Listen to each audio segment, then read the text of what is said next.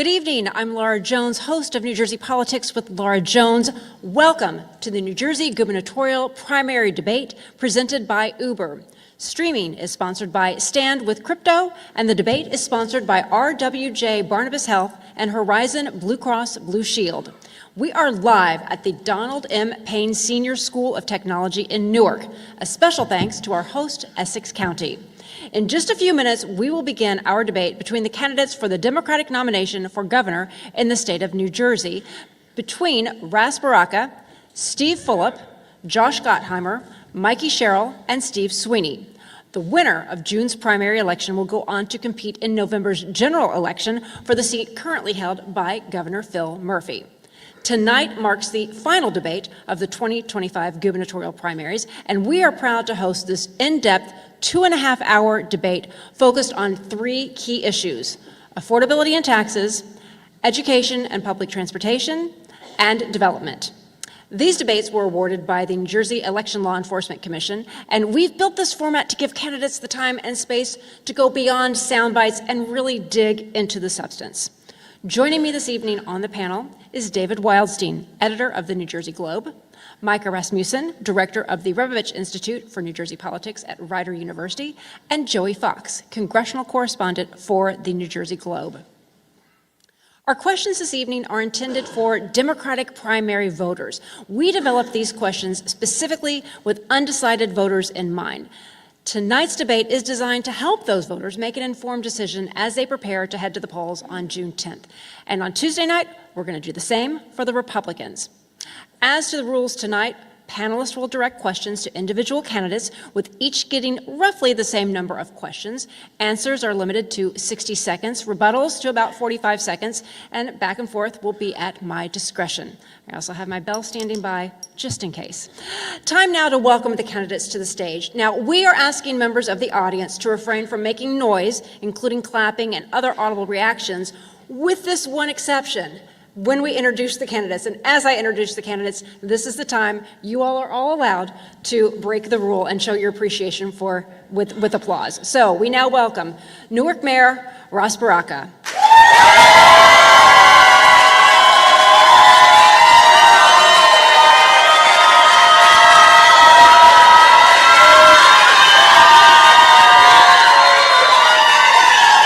We'd like to, Congresswoman, our next is Congresswoman Mikey Sherrill.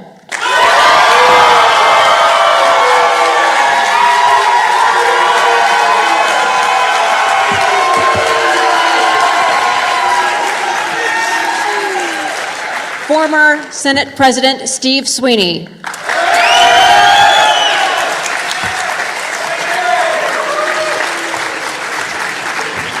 Congressman Josh Gottheimer.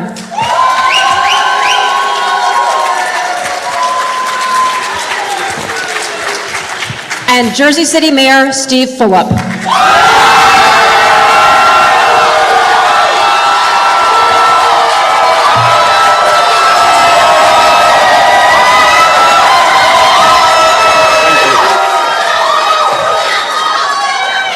All right, that's all the audience is allowed at this point. And now it's back over to us. Candidates will have 90 seconds each for an opening statement and 90 seconds for a closing statement. The order was determined through a random selection process involving all of the campaigns prior to this evening's format.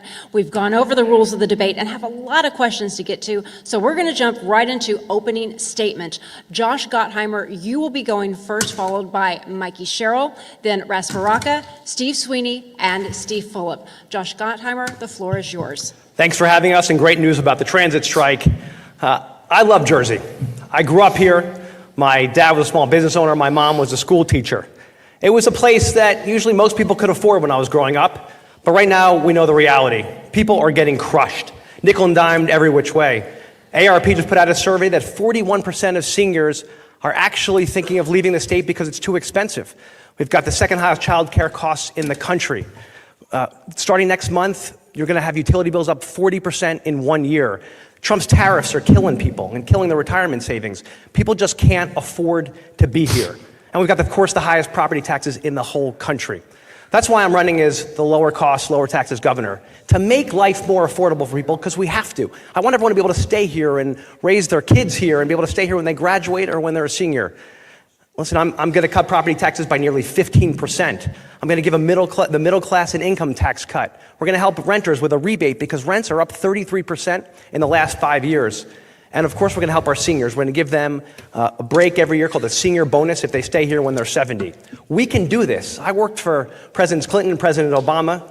I also beat a 7-term Republican right-wing incumbent. We're Democrats. We can take on these challenges. They're not impossible. In fact, we're the ones who have a record of getting these things done. We can solve this problem, and when I'm governor, we will, and I'd love to have your support. Thanks so much. Mikey Sherrill, your opening statement. Thank you. My name is Mikey Sherrill. I've served this country my entire life. I took my first oath to the Constitution when I was a teenager at the Naval Academy. I served for almost 10 years as a helicopter pilot and a Russian policy officer, and then again at the U.S. Attorney's Office, and now in the United States House of Representatives. And I also have 4 teenagers. So not only have I fought my entire life for you and your families, but I'm going to continue to do that because I'm so worried about the future we're about to leave for our kids. And we know what the stakes are. We know Jack Ciattarelli has promised to doge New Jersey. Trump has said he's 100% MAGA. He said he's going to not stand up to Trump on anything and go along with everything. And we also know that he said he's going to cut funding for Planned Parenthood and put in place an abortion ban. That's why we need a different kind of leader. And you're going to hear a lot about people who've done things and are going to continue to do things, the same old, same old. But I'm going to fight the status quo. I'm going to take on entrenched interests for you and for your families because we need to make sure we see a different future here. And I have a record of effectiveness. I've gotten a lot done here for our state, and I'll continue to do that. And I also have a record of getting out the vote in the biggest way possible. And that's what we're going to need in November, and that's what I'm going to deliver for New Jersey. So I'm asking you tonight for your vote. Please get out and vote on June 10th. Thanks so much. Mr. Baraka, your opening statement. Thank you. I know we have less than a month for this election, and people are still making up their minds, so hopefully we can get you to make up your mind this evening. I want you to join a group of people who have already endorsed and supported this candidacy. 32BJ, Working Families, Make the Road, People's Organization for Progress, the New Jersey Tenant Association, 450 Latino pastors. Most of the progressive organizations in New Jersey support my candidacy because they know I'm a progressive for real. I'm not just playing one on TV. I didn't just become a progressive 60 to 90 days before this primary. I've been a progressive. And people say I have these endorsements because of relationships. Yeah, that is true. I have relationships with people who need their rent lowered. I have relationships with people who can't afford to pay their mortgage and put their kid in college at the same time, whose health care is too high. I have a relationship with working people in this community, and they know that I am going to fight for rent control across the state. They know I'm going to fight for a public bank that invests in black and brown and women businesses. They know I'm going to fight for the reduction in healthcare costs, for universal healthcare for all of us. They know I'm going to fight so diversity, equity, and inclusion supercharges our economy, not destroys it. They know I'm going to fight Donald Trump, not just in words, but in actions. They are with me because they believe me. And I'm asking you not just to support me, or join me. I'm asking you to join a movement across this state and across this country to be against the worst kind of authoritarianism we've ever seen, and start by voting for Ras Baraka, June 10th, Democrat for governor. Steve Sweeney. Steve Sweeney, your opening statement. Thank you. And I want to thank the Globe for giving us this opportunity also. Look, my name's Steve Sweeney. I'm running for governor. I'm a union iron worker. Didn't go to college, went to apprenticeship school. But I accomplished a lot here in the state of New Jersey. And what we have to be careful about right now is, I can't tell you how many times we hear, well, we need somebody from outside to fix this place. No, you actually need someone that knows what they're doing to fix this place, not to learn. Look, the candidates on this stage, it's going to take time for them to figure it out. I did with every single governor that I've ever met. It takes them 2 years. Well, I don't have a learning curve. And guess what? I'm the only candidate up here that did something about property taxes. I put a 2% cap in place. So in 2011, if we hadn't put that 2% property tax cap in place, instead of $10,000, your property taxes would be $15,000 right now. What we need to do is be honest with our citizens and change the way we deliver services. It's very expensive. It's too tough. We can't afford it. And I am the one candidate that actually has a huge list of accomplishments, from the minimum wage, indexing it, to paid family leave, to women's right to choose. I've done those things, and I can do a lot more as governor. Thank you. Steve Phillip, your opening statement. Thank you. First, I want to say thank you to the NJ Globe for allowing us this 2.5-hour debate. Appreciate it. I hope people have water at home and rations. More than that, I want to take a minute and just talk a little bit about how this campaign is different.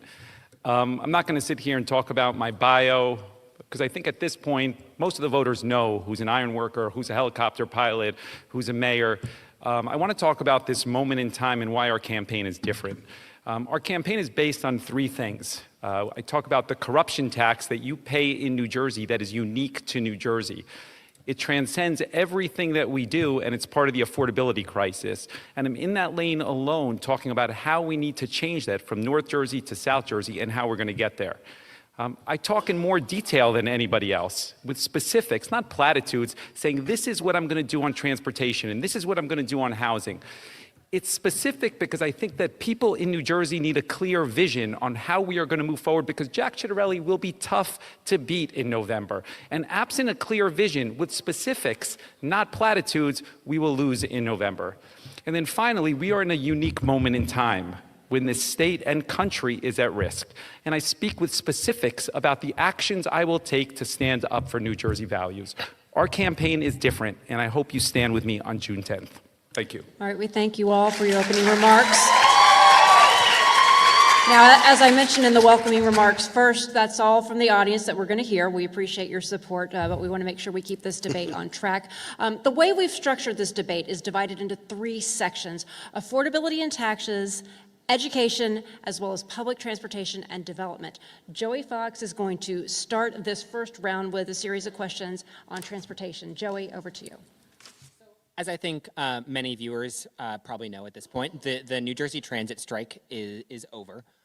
It was an engineer strike that shut down the state's commuter rail system for 3 days. Senator Sweeney, what do you think the state needs to do in the future to prevent similar disasters like this from happening again? Well, don't wait for 5 or 6 years to settle a contract, number one.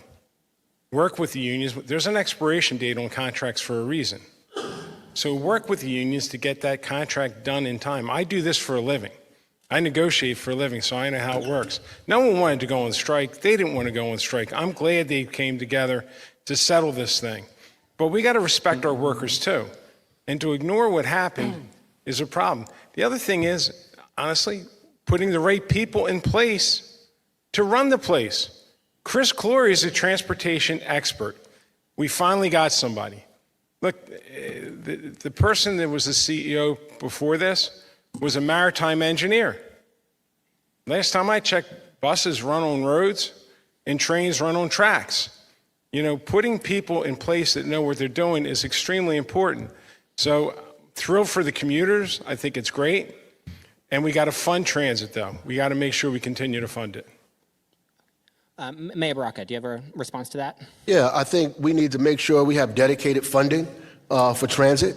It's not there. The corporate millionaires tax needed to not be rated. We needed to use that to continue to fund transit as it is. Stop using our capital funding to pay operating costs if we had sufficient funding.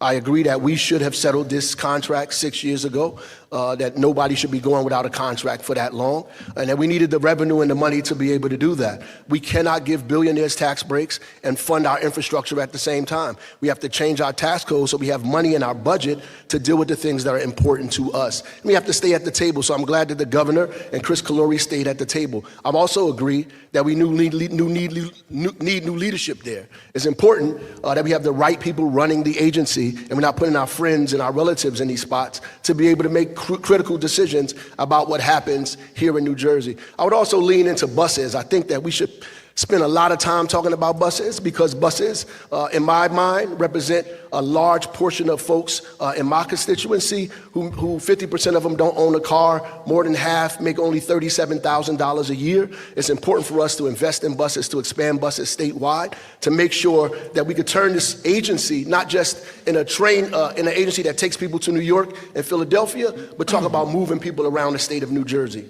So, Mayor Phillip, I want to bring you into this as well with a slight update to the question. You've been endorsed by a number of transit unions in this race, although not the union that was specifically just on strike.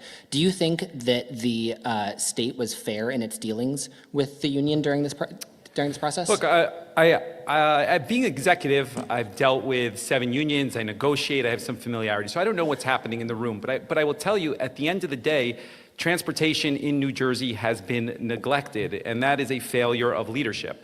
And there's a couple ways to fix it, and I think that the next governor has an opportunity of that. Number one is I stood alone on congestion pricing, saying that it is a healthy thing for the state of New Jersey, because if you believe in the environment, you believe in health, or you believe in mass transit from a regional standpoint, you would err on the side that working families take the buses and trains, and congestion pricing has served to benefit. Number two, the widening of the Turnpike project is a $12 million boondoggle. You need to put that directly into the system. The CBT, which we suggested originally, you need to make that perpetuity, not 5 years. I say this because we are a failure of leadership crisis moment because they haven't put money into it and thinking about a regional system. So I'm not in the rooms ultimately, and I don't think any of us are on how that looks. I'm proud to be supported by the majority of transportation unions, and I am proud to have a substantial track record around transportation. Well, Congressman, I'm actually going to get to you on the next question, which is a continuation of this. Mayor Phillip brought up a number of different transportation-related topics, including the corporate transit fee that that will fund, or that has dedicated funds for New Jersey Transit through 2028. Do you support continuing that corporate transit fee after 2028? Some of your opponents have called for that. To my knowledge, you have not specifically called for that. Do you support that policy? I'll get that in 1 second. I do want to just say one thing. People are pissed about what happened on the transit strike because they're upset about transit overall, right? We know this summer's a hell where they're stuck on the trains. Trains are delayed. Buses aren't running on time because we've got old buses and new and old rail cars. We've got to fix both so we get the place running again. And that, I think, is critically important. And to the point of the congestion tax that Steve brought up, which I just want to address, people are hurting in our state right now. They're getting nickel and dimed. They're everywhere they turn, they're feeling crushed. The idea that we would hit hardworking families like nurses and electricians and teachers with a new $9 a day tax to drive into New York is outrageous. You fight New York when they mess with Jersey families. You don't allow that to go on. And Steve should also know that actually the congestion tax would cause more pollution in northern New Jersey. There's not a lot of options, Steve, for people in a lot of places in our state for mass transit. That's why a lot of people have to drive, unfortunately. We want more mass transit, which is why we should invest in more mass transit. It's why, of course, right now you've got the corporate tax to be able to help invest more in mass transit. We got to keep investing in mass transit. It's critical for our state. So I just want to... Joe, he mentioned me by name. Could I respond to that, please? Sure, but I do also want to ask him the follow-up because the ultimate question wasn't answered. Okay. Well, everybody's going to mention me by name, so that's great. That's good. Okay. But I want to follow up. But first, Congressman, do you support extending this corporate transit fee? I think right now it's in place for 3 years. We'll see what the next budget calls for. Right. The bottom line is I want to make life more affordable for people, not increase taxes. That's the same old way in Jersey, right? And hitting people when they drive, when Jersey and New York people drive into Jersey, New York people drive into Jersey with yet another tax. I want them coming to Jersey to eat at our restaurants, to go to our stores, and hitting people with another fee to drive into Jersey is going to drive people away from Jersey. Listen, the corporate business tax. Corporate business tax was proposed in 2018 by Senator Loretta Weinberg and me. I'm thrilled that they passed it. But what they didn't do is constitutionally dedicate it. I know how this stuff works. What's going to happen here is in 3 years, if that money isn't dedicated, it's going into the black hole called the budget. That's the thing we got to fear about. Look, they raised it last year and took the $1 billion and used it for the budget, not for transit. We have to make sure that transit funding is in place and it's used for the purpose that it's being raised. Too much of the stuff that happens in Trenton is we raise something, we're saying it's going to be for this, and it goes over there. It's not okay. We have to lock this money up to make sure that the people that are depending on transportation, and by the way, I would love to have some in southern New Jersey. Would love to have some. I've seen buses, I've seen trains. Don't have many down by me, but would love to have some more. Okay, so Steve Joe, I Phillip, you get get to- 15 seconds. And again, just to remind everybody, just mentioning the name isn't necessarily an attack. Did he answer the 15 corporate seconds. business tax question? well, Did he answer that? Mayor Phillip. Let me just say that a reasonable person could understand on congestion pricing, okay? And I get the polling says that you should be opposed to it, but every environmental group, every health group, every mass transit-oriented group says it is a good thing. Ask yourself, who drives their personal vehicle every day to Midtown Manhattan and then pays $1,500 a month to park? Is that working people? Working people take buses and trains every day, If they don't have and the we options, need to invest you should in mass really go to transit other at the parts end of the Jersey day. besides Jersey City. Okay. Because a lot of people don't have the option, man. Josh. That's the problem. We need to invest more we in have the mass most transit comprehensive to make sure we plan can- around Okay, they we're go somewhere else and have stopping this right here argument? because we have another Can they go another somewhere else and have question. this argument so we can have a debate? Joey, you have your follow-up. Yeah, so I'll bring Congresswoman Sherrill into this really quickly. Any funding that goes towards mass transit could go towards any number of goals. It could go towards capital improvements, it could go towards line expansions, it could go towards reliability improvements, so on and so forth.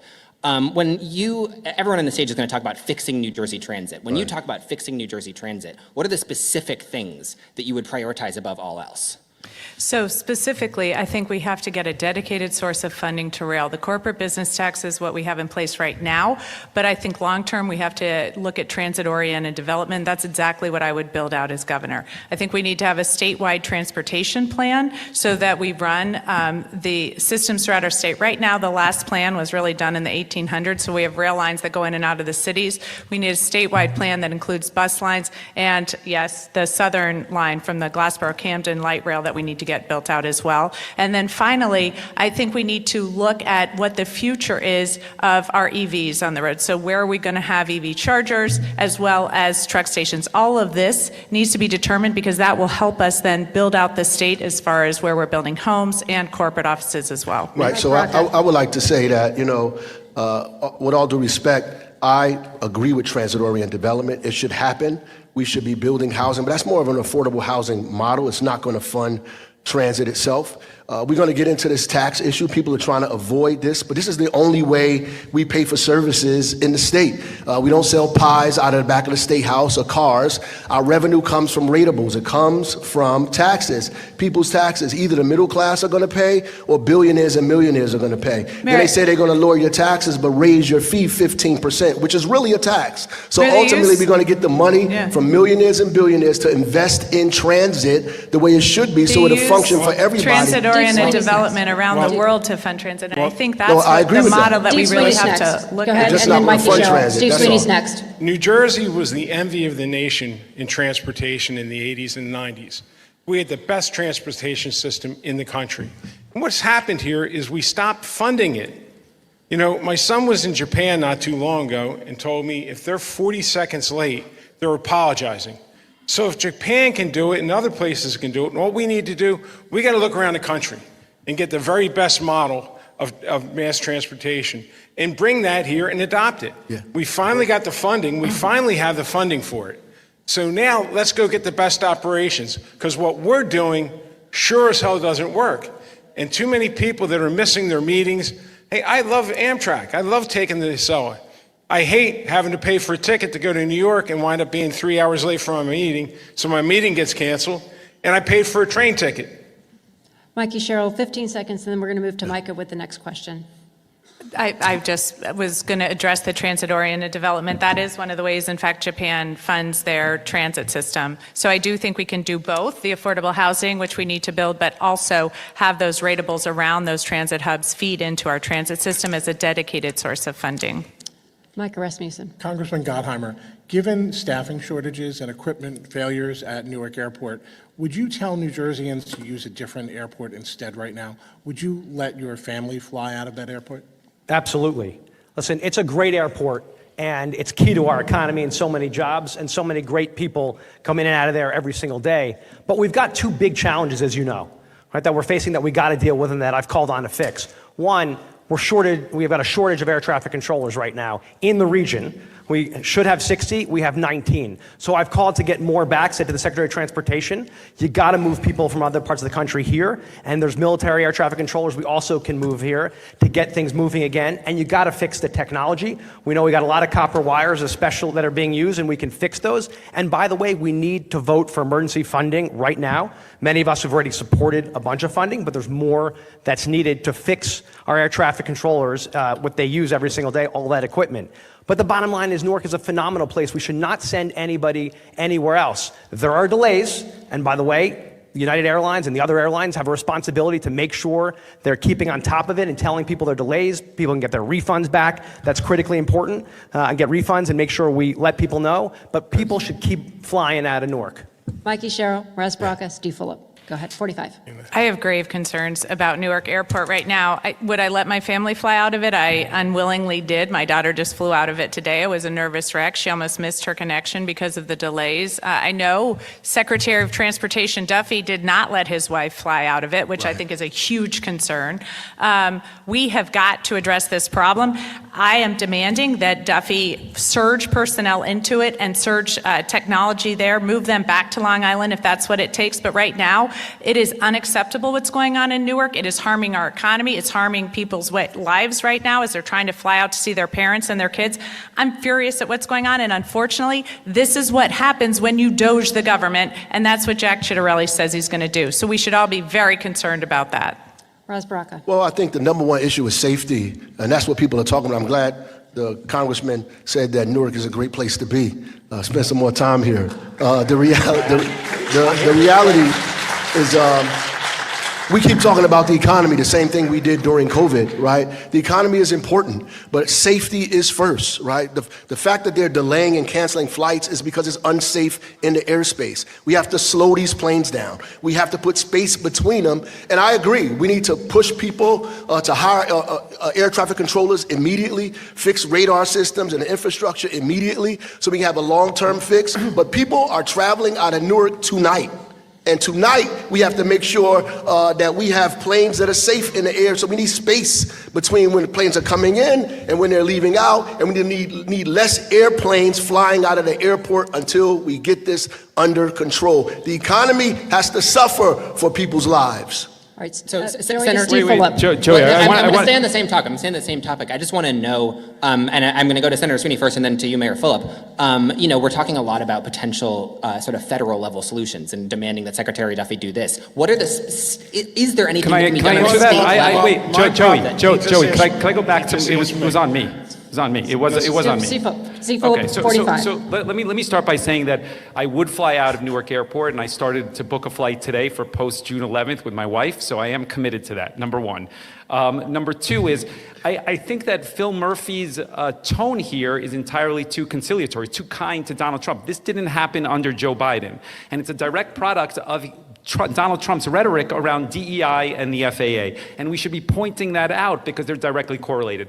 With regards to what the governor can do, I will point out that the governor is responsible partially with Governor Hochul for the Port Authority, and there are 3 airports. There's JFK, LaGuardia, and Newark, and you should ask yourself the question, why doesn't LaGuardia and JFK have any of these problems? Only Newark does. Because they have less flights. Wait a second. The governor should be using leverage to share resources between the others in order to move it forward. Should be more vocal, clearly, an actionable step with the Port Authority. And honestly, with all due respect, this is a federal issue. We need Congress to get something done here, right? I mean, we're saying we're asking, we got to do more than ask. Drag their asses into a hearing, right? Drag their asses into a hearing and find out why the hell this is going on. This is dangerous, but you know something? Writing letters and it's got to be more than doing that. You have to stand up and push back. Look, Washington, there's only 2 more Republicans and Democrats down there. Let's start breaking their you-know-whats. Let's do it. I It's don't time. know what. Tell me.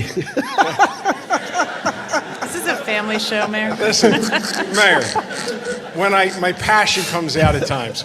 But honestly, the state of New Jersey is limited on this. This is a federal issue. This didn't happen, as they said, under Joe Biden. We have to be the resistance to what's going on in Washington to get resources back here to fix this. Okay, Congressman Gottheimer, yeah. Yeah, Steve, you're right, which is exactly why we've demanded, and actually you've seen some response now from Duffy, actually putting in more delays, to Ross's point, between the flights, which is why there are more delays. But nobody should go up if it's unsafe. Of course not, which is why you've got all these delays in between. My point, which is critically important, is, and as governor, we need to support Newark Airport just like we got to support Newark. You don't walk away on such a great economic engine for our economy. It's critical. It's the busiest airspace. We got to run it. We got to demand action, which is actually now, as you probably saw, Duffy is now starting to act based on our demands. Delays don't cut it. People shouldn't suffer. Of course not. We should not let people suffer. He's not responding. If he is responding, he's not responding quick enough. We need more traffic controllers and more investment in here, and we need it now. Mikey Sherrill, 45 seconds. Yeah, so this is in part a nationwide problem as well. So that's why as governor, I would make sure that we are pushing into the federal system to train more air traffic controllers and fast track them through the Oklahoma facility, which you can do in partnership with New Jersey schools. So I'd build out those programs right away as well to have a dedicated source of air traffic controllers in our state. So we've now covered planes and we've covered trains. I'd like to get to automobiles. So Mayor Fulop, you have criticized New Jersey's lawsuit against New York City's congestion pricing plan, and you have proposed a potential New Jersey-based congestion pricing plan of your own. I mean, what do you say to a voter who is concerned about the amount of money that it costs to get into New York City and doesn't think that more tolls on this end of the river will do anything to help them? Yeah, so let me start by saying that I have the most comprehensive plan around transportation. I started the largest microtransit system in the country in Jersey City. We've been extensive on complete streets, on Vision Zero, the first in the state, New Jersey. It is the reason that the Philadelphia Inquirer endorsed me, the most northern candidate they endorsed for South Jersey, largely because of our transportation plan. Congestion pricing, what I say about it is something that Jack Ciattarelli actually took from me because it is a good idea. He talks about reverse congestion pricing to put New York back at the table. Brag about that. The reality of the situation is that you need to create leverage to create a regional transportation system because this back and forth between New York is not healthy for anybody. And the truth is that you need to think of it more broadly. It is the reason that congestion pricing has been successful up till now. If you look at mass transit times, if you look at the environment, and I think that there's a route here ultimately to improve this. I want to say one other thing. We have plate readers on every entry and exit into Jersey City because the technology today allows you to exempt whoever. If you want to exempt a person with purple hair with the driver's license G starting, Steve you can do next. that. Josh Gottheimer, Mikey Sherrill. Honestly, reverse congestion pricing is the dumbest thing I ever heard of ever, to be honest with you. With all due respect. Amen. Because what's going to happen is I gotta respond. now you're getting that. Yeah, I want you to respond and explain why it's okay to tax people both ways. Congestion pricing is wrong. We should be fighting it. We're in New Jersey. Our people that are driving to New York are paying that penalty. More people go into New York than out of New York. So, Steve, when you say we're going to do reverse congestion pricing, you're not exempting. It's interstate commerce. You cannot exclude. You cannot exclude New Jersey drivers if you charge in a tax. Whoever did your policy, didn't do the research. Josh Gottheimer, hold on for a second. Let him respond. Let me say this. You absolutely can exclude people on it. It is the same. Yes, you can. It is the same thing that I suggest that Jack Ciattarelli took from me because the goal of it is creating leverage because you need a regional transportation system. And at the end of the day, it is the most viable solution to get there. Josh Gottheimer, you're next. Mikey Sherrill, Rossborough. Thank you. As the person who's been leading the fight against the congestion tax now for more than 5 years, let me tell you this.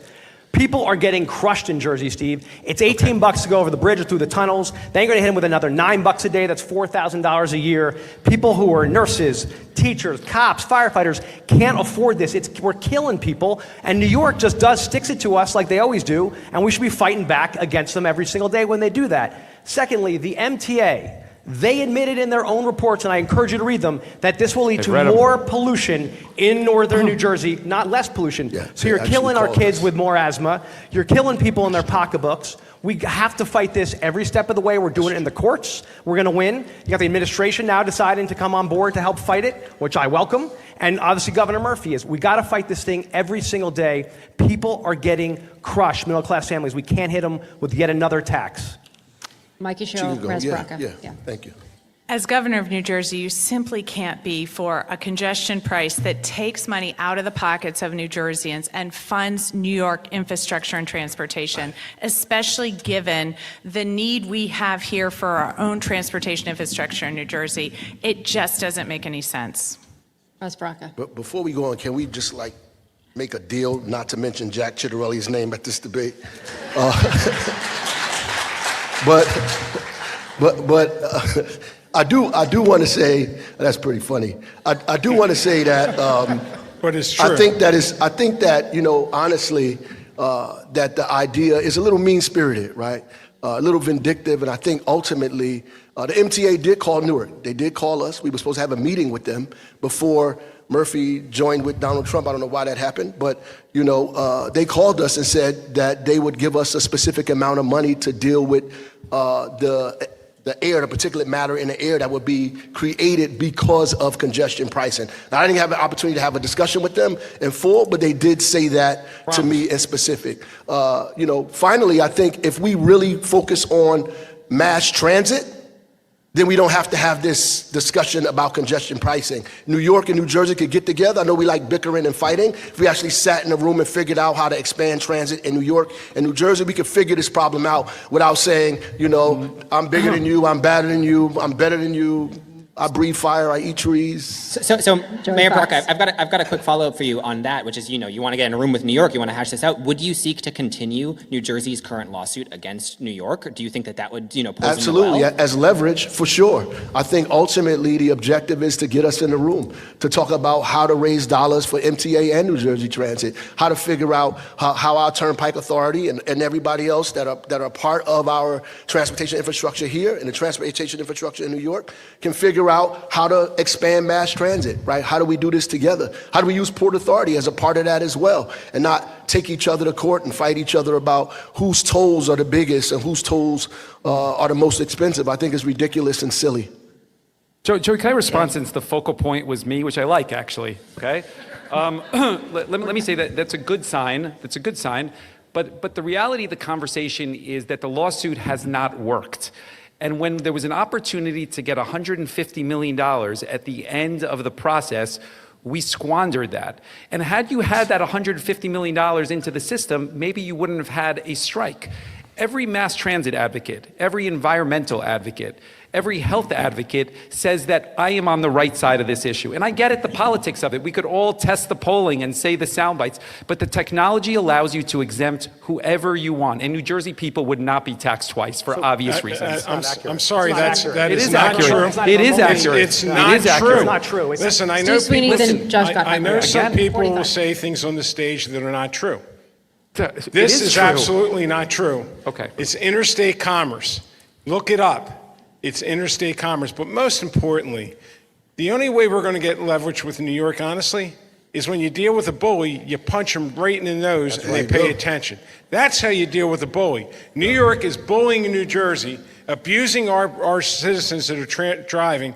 By the way, what we should be doing is going to these New York companies, finding out, we got their tax information, saying, why don't you come to New Jersey? Why don't you come here? We'll do the incentives to bring your businesses into New Jersey. So, like I said, you can say a lot of things. Interstate commerce is really clear. You can't tax some and not others. Wholeheartedly Of- disagree. Josh Gottheimer. Just for facts, of the $150 million, they offered us under $10 million. So they're sticking their hands in our pockets for $1 billion a year in New York. Not a nickel except $8 million is actually going to go to Jersey for our families. It's ridiculous to keep ripping us off. And the bottom line is we should say to Port Authority, we've had this cooperative relationship for 100 plus years together. Why aren't we actually continuing to work together? New York just can't stick it to our families, crush our middle class families when they want to give us a few crumbs to deal with pollution and to deal with what people are dealing with. That's totally wrong. And by the way, I think Steve's right. We're going to get more jobs here. We should fight every day to bring more jobs here. New York rips us off every day. It's time to stick it to them, fight them, and we should fight them. And this is the case one of where we should fight them. We can disagree. 15 look, seconds. we can disagree, but the reality is that I have more endorsements from transit-oriented unions than anybody up here. What's And I that have, mean? wait a second. We said earlier that the entire South Jersey Philly Inquirer was based on my transportation ideas and suggestions. You were saying up here we could disagree on what's true and what's not true, but there are independent qualifiers in this conversation. I got here. to answer to that. No. There's 15 nothing seconds, in your and then we're plan. going back to There's Joey. nothing in Of your course plan to address transportation in South Jersey. Of course there is. You might have put light rail in recently. No, when from I day look one. at your no, Steve, I read your plan. You said Steve. read my plan. I read it. Steve. There was nothing for South Jersey. Steve. Okay, and on that note, we're going back to Joey Fox. So I do want to throw in one additional important transit-related question. Mayor Phillip brought it up briefly before. The Turnpike widening and bridge replacement program, or development project that's underway in Jersey City and Bayonne. Congresswoman Sherrill, if you were elected, would you seek to reverse that project, or would you keep it going as it's currently set? Well, if we just talk about the first part of that project, because the other part is years in advance, but that is replacing the bridge. And that's necessary. That bridge is 70 years old. It's got an F rating, and an idea that you're somehow going to repair it in place results in shutting down lanes, which is going on now, which of course has cars and trucks idling on that bridge and dumping pollution into the surrounding areas. So I would not be stopping replacement of that bridge at all, no. So I have to opine on this. This is where we diverge. This affects Newark more than any other municipality up here. Those trucks come through our municipality. It'll put more particulate matter in the air. A quarter of our children have asthma in this city. Expanding those roads on the bridge and outside of the bridge brings more trucks and traffic. I asked the folks for a study that proved that didn't happen. They could not produce it because it does not exist. I don't agree that we should expand those roads like that, and we have all that money that should be invested in buses, in my view, and begin to repair rail at the same time. That's what should happen immediately. I don't know about. I think we can repair the bridge. Without expanding it the way they're trying to expand it. I don't think it's an either or a zero-sum game. I think we can do both of those things, and we need to do both of those things without giving more asthma to kids in the city of Newark. Listen, no one knows about building. Listen, no. And one thing I think I got to get on this one. No one knows more about bridges than me. I do it for a living. We build bridges. Trying to repair that bridge will cost more than the new project. It will cost more. It's going to create more congestion, as the Congresswoman said, because you got to shut lanes down. So listen, I've taken that bridge more times than I like to talk about. It's always a bottleneck. It's always slowing things up. It's creating lots of pollution. And not all of Hudson County is against it. I know the mayor of Bayonne thinks it would help his city in a great way. I'm sure. but they didn't 15 produce that. seconds, and then we're going to move on to David. I want to go back to, and I agree, it's not an either or. I am an advocate for the safety improvements. I think that's very important. It's the $12 billion additional on top of that. From the beginning, it started as a way to alleviate traffic going into the Holland Tunnel. And when we pushed back that it didn't make sense, because if you widen it to 20 lanes, the Holland Tunnel is still 2 lanes at the end of the day. And when we pointed that out, they said, well, now it's about truck traffic. And that would beg the question, then why are you looking to extend it beyond Bayonne ultimately? And the reason is because it's an unnecessary project. That dollars should be allocated to mass transit, both in South Jersey and the Bergen extension of the light rail. Can I get Over people to to say that David they care Wildstein. about the asthma in Newark? David Wildstein. Okay. This is why we have a 2.5-hour debate. Right. I'm sorry to Don't give him hamper that. on all the fun that you're having here, but I want to go to development. I want to go to housing and ask you a question that has been around for as long as I can remember in New Jersey. I'll start with you, Congressman Sherrill. If you're elected governor, Your mic's not on. Microphone. my mic not on? No. Is that, okay. Okay, then how about if I talk really loudly? Now I'm good? Okay. If you're elected governor, Congresswoman, who will have the final say on development issues? Will it be state government or will it be local elected officials? It will be me as governor, state government, in conjunction with local officials as we have buy-in to the plan. Because what we have to do is build more houses in this state. You're never going to make New Jersey more affordable if you don't make housing more affordable.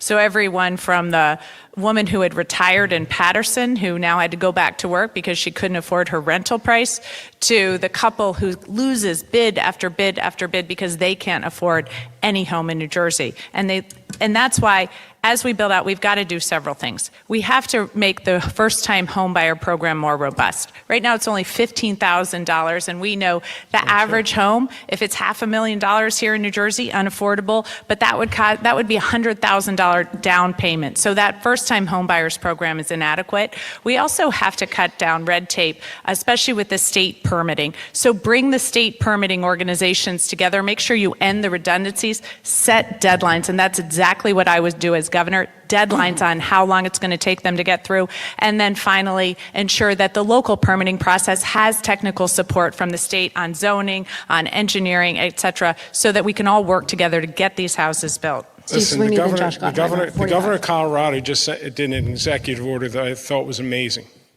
because the problems he's having, we're having. When we leave it to local control, it's not getting built. So what I say is, after 4 years, if you're not spending your money, the state can take the money.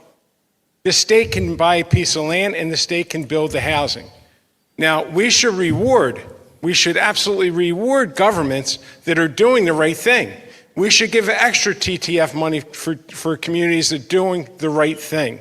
We should provide more tax relief for communities that are doing the right things. But for the towns that aren't doing it, for the cities that are not doing it, in towns, it's not okay. It's too expensive to buy a house because home rule is controlling the decisions. And as governor, I would take the funding from these towns if they're not going to use it. If they're not going to use it, hey, it's been 50 years since Mount Laurel. When's time up? Josh Gottheimer. Thank you.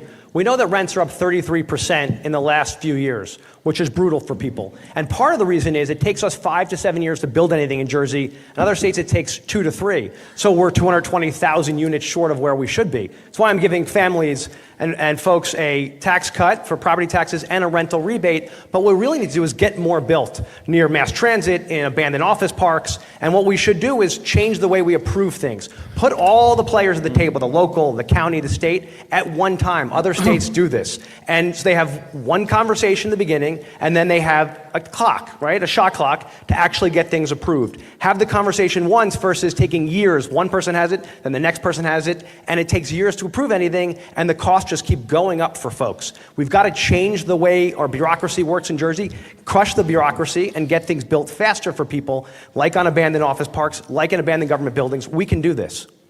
Steve Phillip, you were next. Yeah, I think when you get into the conversation about home rule, you get into a tricky place here. And I think it's important why you need a mayor as a governor. You haven't had one for 20 years and understanding these local municipalities. The reality is that people choose to live in certain suburban towns because of their choice of what they like there. So trend overriding every aspect is problematic. But there certainly are places around mass transit, New Jersey transit property, that the state should control the zoning. And the state needs to do a better job of creating transparency around who is committing the necessary steps to move housing forward. And then Trent needs to follow those with funding. When a mayor says they need more school or infrastructure funding, that is valid. And that is what the governor needs to do in order to actually move this stuff forward. Raz Baraka. We need some consistency. We can't be against home rule in one debate and for home rule in the next debate either. We need to declare a state of emergency on housing. The governor needs to do that immediately.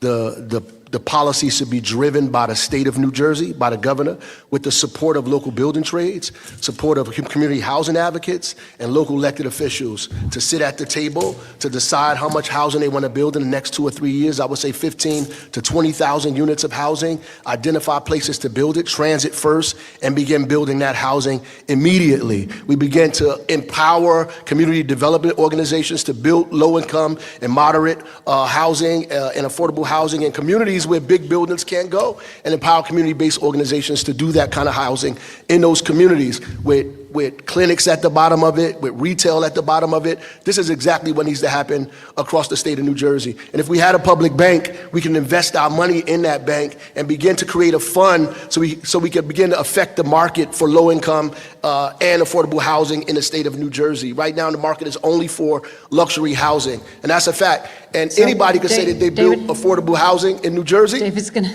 But building affordable housing in a city where the income is $37,000 a year means that that's real affordable housing that we must build in the state of New Jersey. I think they should take cues from what we're doing in Newark and begin to do it statewide. okay, we're going to get Mikey Sherrill, Steve Sweeney for 15 seconds, and David has a follow-up. 15, Yeah, let me- 15. We want to make sure we get to everything. Let me just do a quick follow. As you're going to follow up, I'd like you to address whether this should be done by executive order by the governor's office, or whether this should be done in conjunction with the legislature in terms of strengthening the state's power on making sure there's housing. Well, I think I'll start here with first. I want to piggyback on what Senator Sweeney said about Colorado, because that is an example of a blue state that's doing very innovative work. I think we see across the country too many blue states seem to be unwilling to cut through some of the permitting and regulatory process. Colorado has built over the past 3 years, since 2022, has built twice the amount of housing per capita as New Jersey has. And while New Jersey's home prices have gone up by 50% over the past 5 years, Colorado's have actually gone down by about 20%.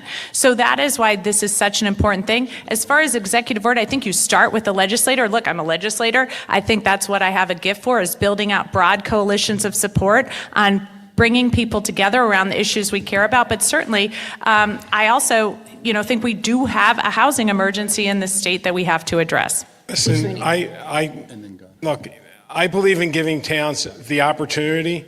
The problem is we've had 50 years of asking, and it's not happening. You know what I mean? So we've said pretty please too many times.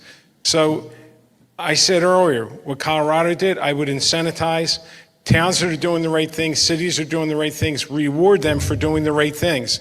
But after that, I'm not going to ask anymore because they're not doing it.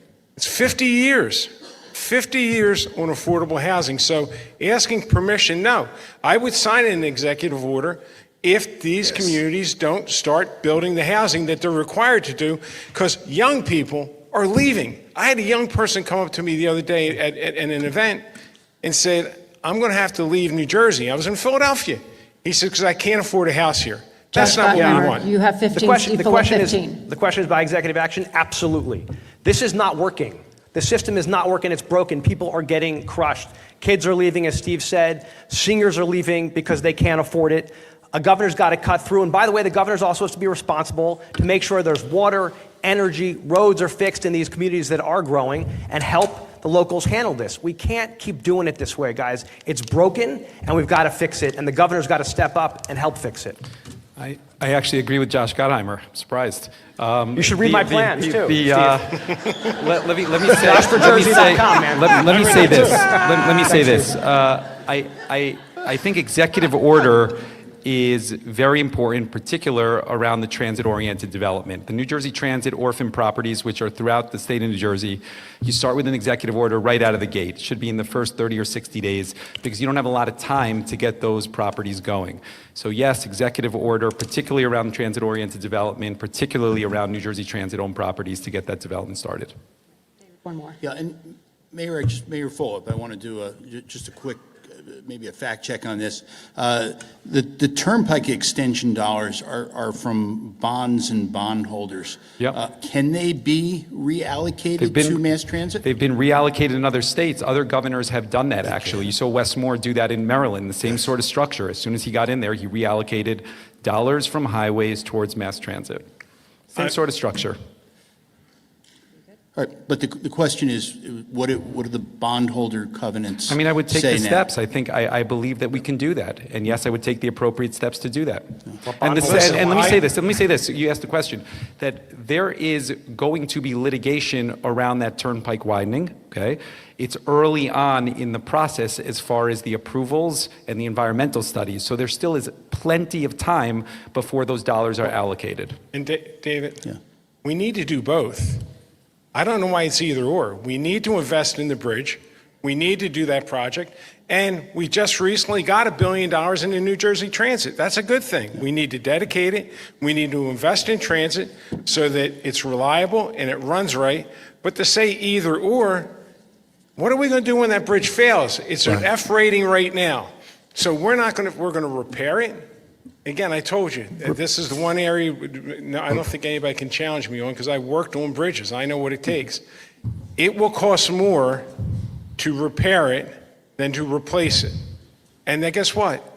That's billions of dollars that we've now taken away from the bridges to put on mass transportation. So how are we going to pay for the bridge when we want to go repair it? Well, I asked those people, I met with those folks, I asked them for those, that data, they couldn't provide it. They couldn't provide the fact that it would cost more. They couldn't provide the fact that our children wouldn't be affected by trucks coming through our community. So that's where we diverge, that's why I disagree, that we have to take money to invest in transit. It's broken, we have to repair it, we have to add more buses. We need to be talking about public transit. Our conversation should be about public transit. Affordable housing and public transit go together. You can't have those separate conversations. If you build housing for people that are not next to transit, then they can't get to work, they can't get to the supermarket, they can't get to the economy. Therefore, you're making their plight more difficult. You have to have two of those discussions in the same way. Expanding transit and expanding housing is a plan that has to have to overlap with one another, right? It can't be separate. And I would support an executive order immediately because housing is an emergency in this state. All right, we're going to wrap on transit and development, and we're going to take a very quick commercial break before diving into our next topic, which is education. Stay with us as we continue the New Jersey Gubernatorial Primary Debate presented by Uber, live from the Donald M. Payne Senior School of Technology in Newark. Stay with us. Thanks. How long do we have?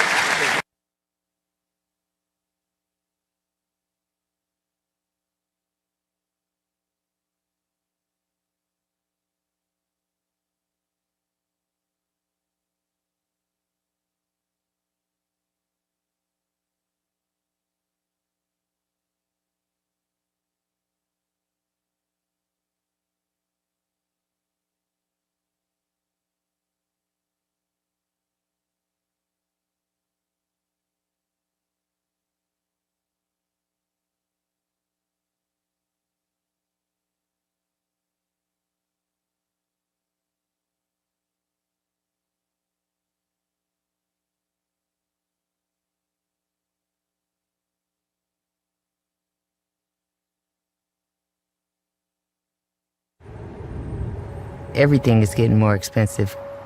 Rent, groceries, insurance.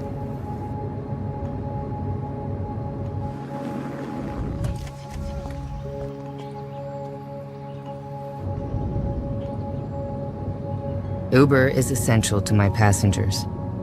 Insurance has gone up. This is hard for people. Join our fight to protect your access to affordable rides.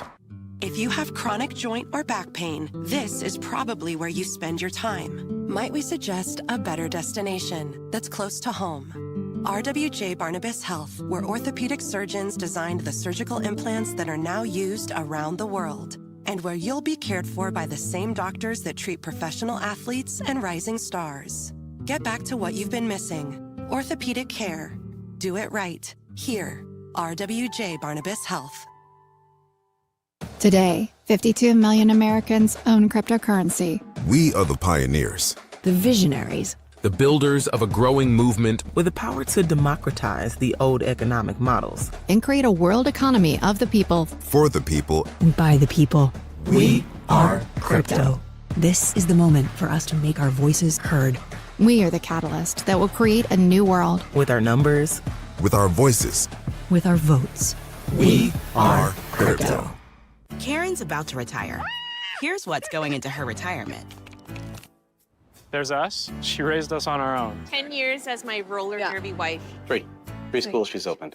She's a mother. I think we turned out all right. She's a friend. Our mothers could tell stories. She's a teacher. She may be retiring, but she's not done. I'm never gonna stop. Retirement is the sum of your life's work. Now what? Get income for life and protect your life's work with Prudential. Every child deserves a great public school that meets their needs. That's That's why many families take advantage of charter schools as an option that's free, public, and open to all. See what's possible. Find a charter school near you. Hello, I'm Ferlanda Fox Nixon, President and CEO of NRBP, the premier chamber of commerce serving the greater Newark region. Our mission is to strengthen the region's business community through connections, resources, and advocacy. From member-exclusive opportunities to public events and more, NRBP helps businesses of all sizes grow, engage, and succeed. Join us at NRBP, where business meets opportunity.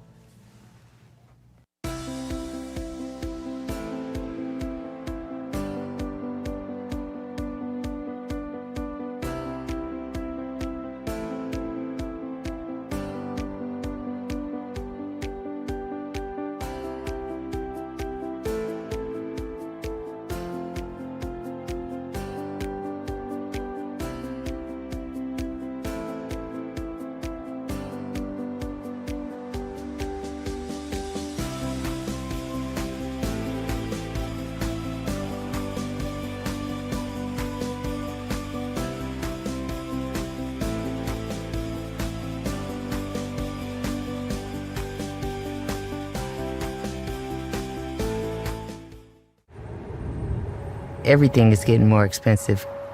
Rent, groceries, insurance.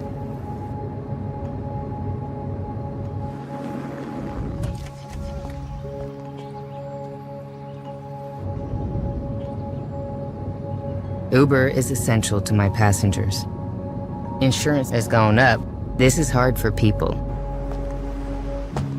Join our fight to protect your access to affordable rides.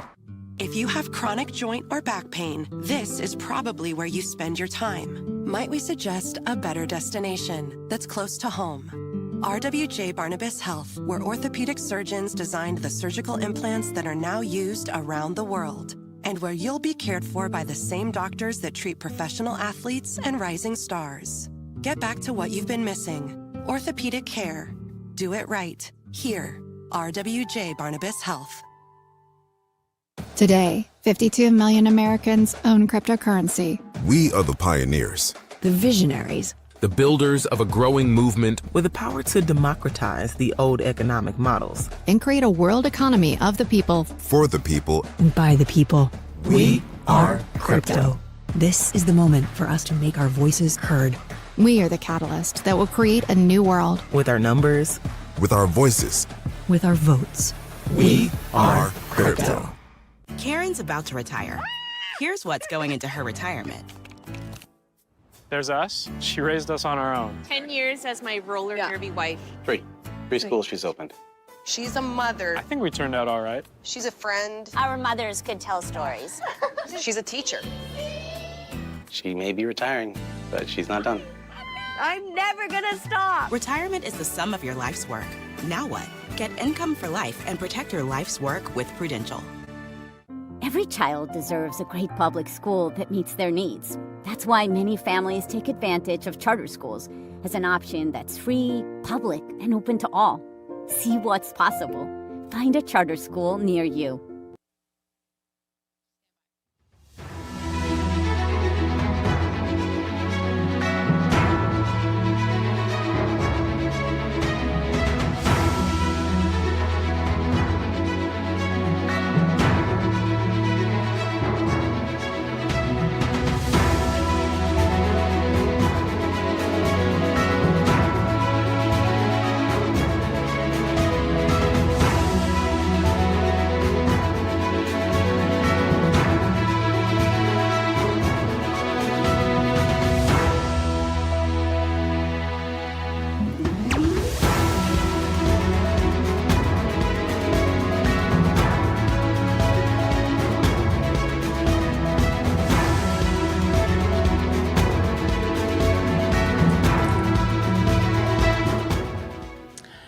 Welcome back. We are live at the Donald M. Payne Senior School of Technology in Newark with the New Jersey Gubernatorial primary debate presented by Uber, and I'm Laura Jones. Now, a few reminders as we're coming back to this next next segment. We're going to give each candidate the opening question. They're going to get a minute to respond. And I see everybody wants to jump in, and everybody's going to get 45 seconds. So I see you. I'm going to point and do the best I can. Everybody's going to get 40 seconds. If there's an attack or the other back and forth, we reserve the right to do the other 30 seconds. Believe it or not, we're actually keeping pretty close to on time with this debate here.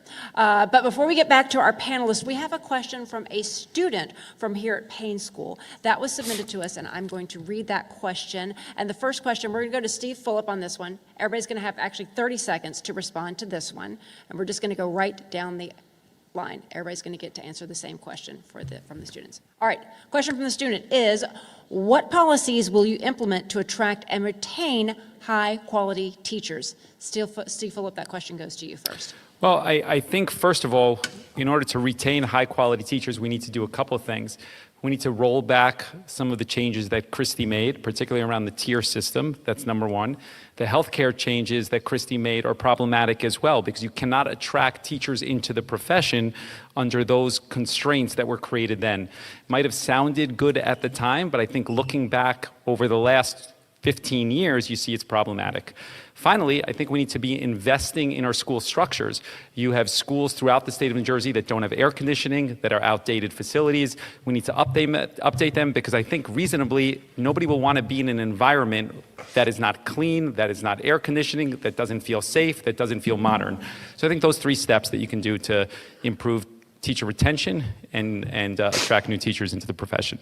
Josh Gottheimer. Thanks. My mom was an educator. We got the best schools in America and New Jersey. I'm very proud of that, and that's how we get a lot of people to want to come to Jersey and stay in Jersey. But we got to pay our teachers well. And that means we got to bring COLAs back. We actually pay them and make sure they can afford to stay here. We can't change deals on them midstream because, listen, our kids, our future, and they rely on the best educators. So that means whether you're talking about universal pre-K, which I believe in, or all-day kindergarten, we've got to have the best physical structure for them, but most importantly, every kid in Jersey should get a great education no matter where they live or where they're from. Steve Sweeney. We need to pay them better. I agree with Josh. These are very, very intelligent people that go into any other field and make a lot of money. I'm proud that we actually fixed the health care. We did a thing called Chapter 44 where taxpayers and the teachers actually pay less now than they were paying. So again, paying teachers what they're worth, we couldn't pay them. It's just too much money. But we do need to pay them better than what we're paying them right now, because they have a lot of choices and they're choosing to educate our children. Because they're educating our children, we got to make sure we take care of them and their families. Mikey Sherrill. So during COVID, I had 4 school-age kids, and it was pretty horrible for families, and it was really tough on teachers. And I heard them, because my kids were on their computers at the kitchen table, month after month after month, doing really yeoman's work to try to keep kids engaged, and they're burnt out. And that's why we really need to support them with new teachers. In Lacey Township, K through 12, every class is over 30 kids. That's too much. So that's why I would have certificate programs for long-term substitutes, pay student teachers so they can afford to go into education, and then have on-ramps for teaching in programs like high-intensity tutoring, so that those people who come out to tutor our kids who find they love teaching already can have a pathway to becoming a teacher in our school system. Maris Brackla. I was an educator for 23 years in Newark Public Schools. Obviously, the first thing is increase teacher pay, fully fund the pension, restore cost of living increases, get rid of the tier system at the same time, make all schools community schools to provide teachers with the scaffolding and the support that they need in the morning and the afternoon so they can spend their time educating students and not dealing with problems that students have. So you need to build community schools there.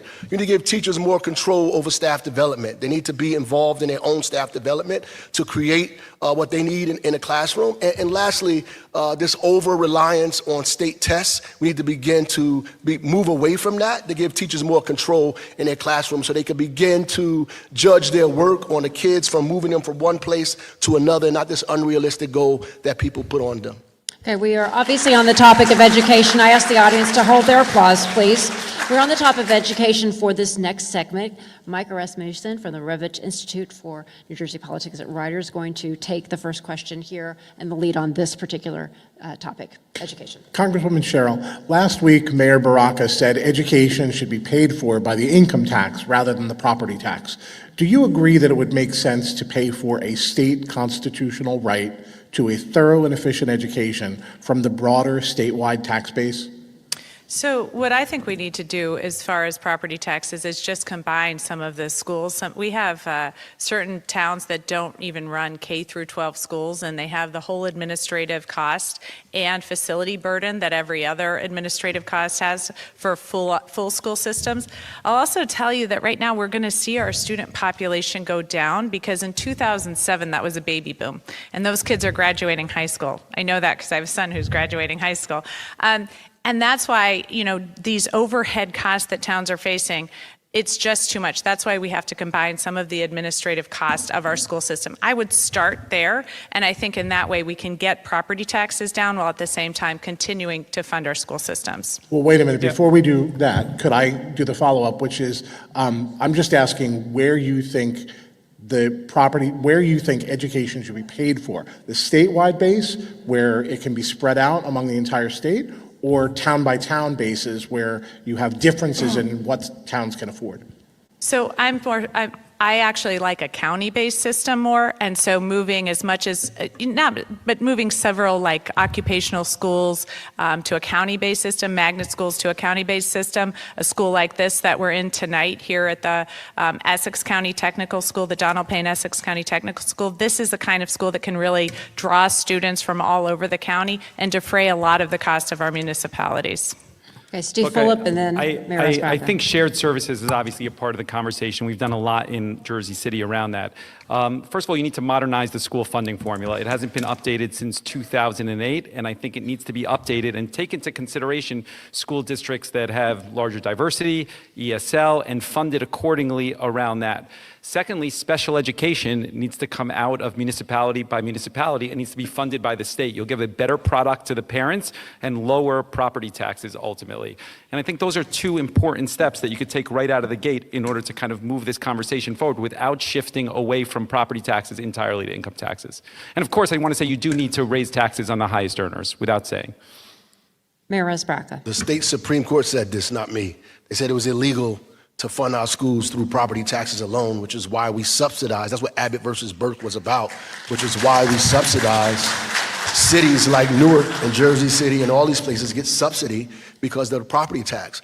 All of these cities are not Abbott districts anymore, so the school funding formula is broken. The people who live in those buildings in Jersey City, those kids they don't have kids in those schools. They come from still marginalized communities that are in those neighborhoods that are losing money and resources because the state is pulling back funding because they still have the old funding formula. Yeah, it needs to change. We need to be doing the same thing the federal government does when they do free and reduced lunch. They find out the incomes of the people in the school and they fund schools based on that. Now we can have a variation of that, but that should lead us. It shouldn't be the tail, it should be the head.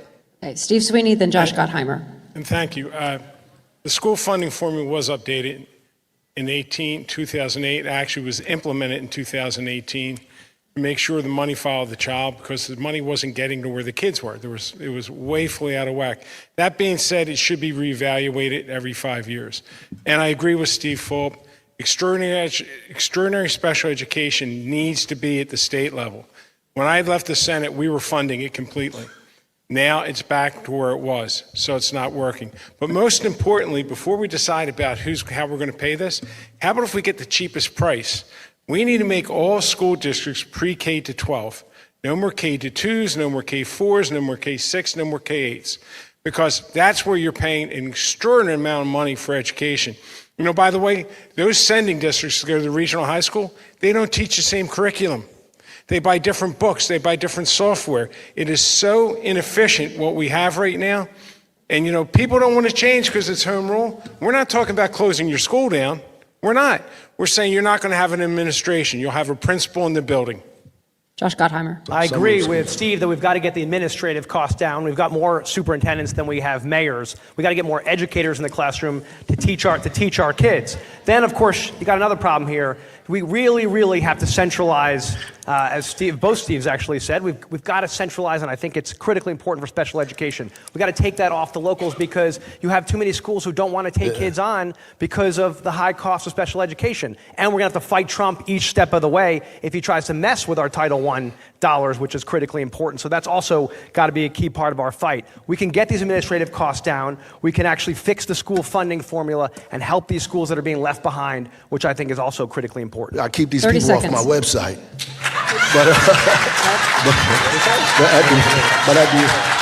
30 seconds. But at the end of the day, I think we do need unified school districts. That's the key to this. Too many school districts. And I think we also paying for county schools as well. So we have to get this under control. We cannot fund districts with one school in them. Just like we can't support cities with 200 or 300 or 400 people in them. We have to pull back on all of this stuff. Shared service is a nicer way to put it, but ultimately we need to bring these school districts together. The infrastructure does not match the students. Toms River is complaining, but they lost 4,000 kids in the last 20 years with the same infrastructure, which is why their fees are going up, why their taxes are going up, and the state is giving them less dollars. They need more children through housing, or they need to combine their school districts with other schools. Diversity is actually the answer. We've got to run away from Trump and his craziness and add more diversity. Steve Sweeney, you wanted 30 seconds, then back to Micah Rasmussen. And listen, this is, I started talking about extraordinary special education, but it's actually very personal for me. How many times have you heard people say, 3 families with kids with disabilities moved in the neighborhood? There goes our school budget. It makes me insane when I hear that because, I didn't want to have a child with a disability. I'm thrilled and I love my child. But I had dreams for my daughter and my son. They're not going to be the same dreams. But children with disabilities have every single right to expect a quality education so that kid can live its fullest potential. We got to look beyond the disability. We got to look beyond when you see a person looks differently and see that there's a person. And that person deserves the opportunities as anyone else. And that's why this is very important that we did it. I did it when I was the Senate president, and I'm going to do it again when I'm the governor. Mayor Baraka, you criticized Congresswoman Sherrill for saying one of the ways to address the persistent racial wealth gap is third grade literacy. Right. As a former principal, do you believe there's a correlation between reading proficiency and higher lifetime earnings? No, I think wealth and reading, third grade reading, have nothing to do with each other, or Donald Trump wouldn't be rich, right? The reality is, wealth and income has nothing to do with each other, right? My income, I can't pass my income down to my children, but I can pass my businesses, I can pass my home, I can pass my real estate down to my business, down to my children. So slavery and slave labor, right, that we gave to people to create their wealth was passed down from generation to generation to generation. That's what's created the wealth gap, the lack of home ownership and the lack of capital for small businesses, not third grade reading levels. Should we improve third grade reading levels? Absolutely. Can it help us get better paying jobs? Sure. But you can actually graduate from high school and not have a college degree and get a better job outside of high school with a high school degree than you get from a college degree. So we have to just be clear on what we're talking about. We have to know the difference between income and wealth. And that's really what I was saying, that the wealth gap has nothing to do with our literacy scores. It has more to do with systematic oppression in this country. All right, we appreciate Mikey Sherrill, you're going to unite. We really appreciate the passion in the audience, but we've got to try and limit our applause to no applause. Mikey Sherrill, you have 45 seconds. Thank you. Obviously, when I was addressing the wealth gap in the state, I was talking more broadly than simply third grade reading. But I do think, and I know you've agreed with me historically, Mayor Baraka, that third grade reading scores are critically important to a student's success going forward. That is an inflection point. That's where students can either go on to do their homework at home in science and math, or they can't read that homework. So I don't think we really disagree here. I think we actually believe that there is a huge problem with systemic racism in this state. And then third grade reading is simply a separate issue on which kids are getting a good education in the state. And sometimes we say we have the best education system in the nation, but in too many cases it's by zip code here.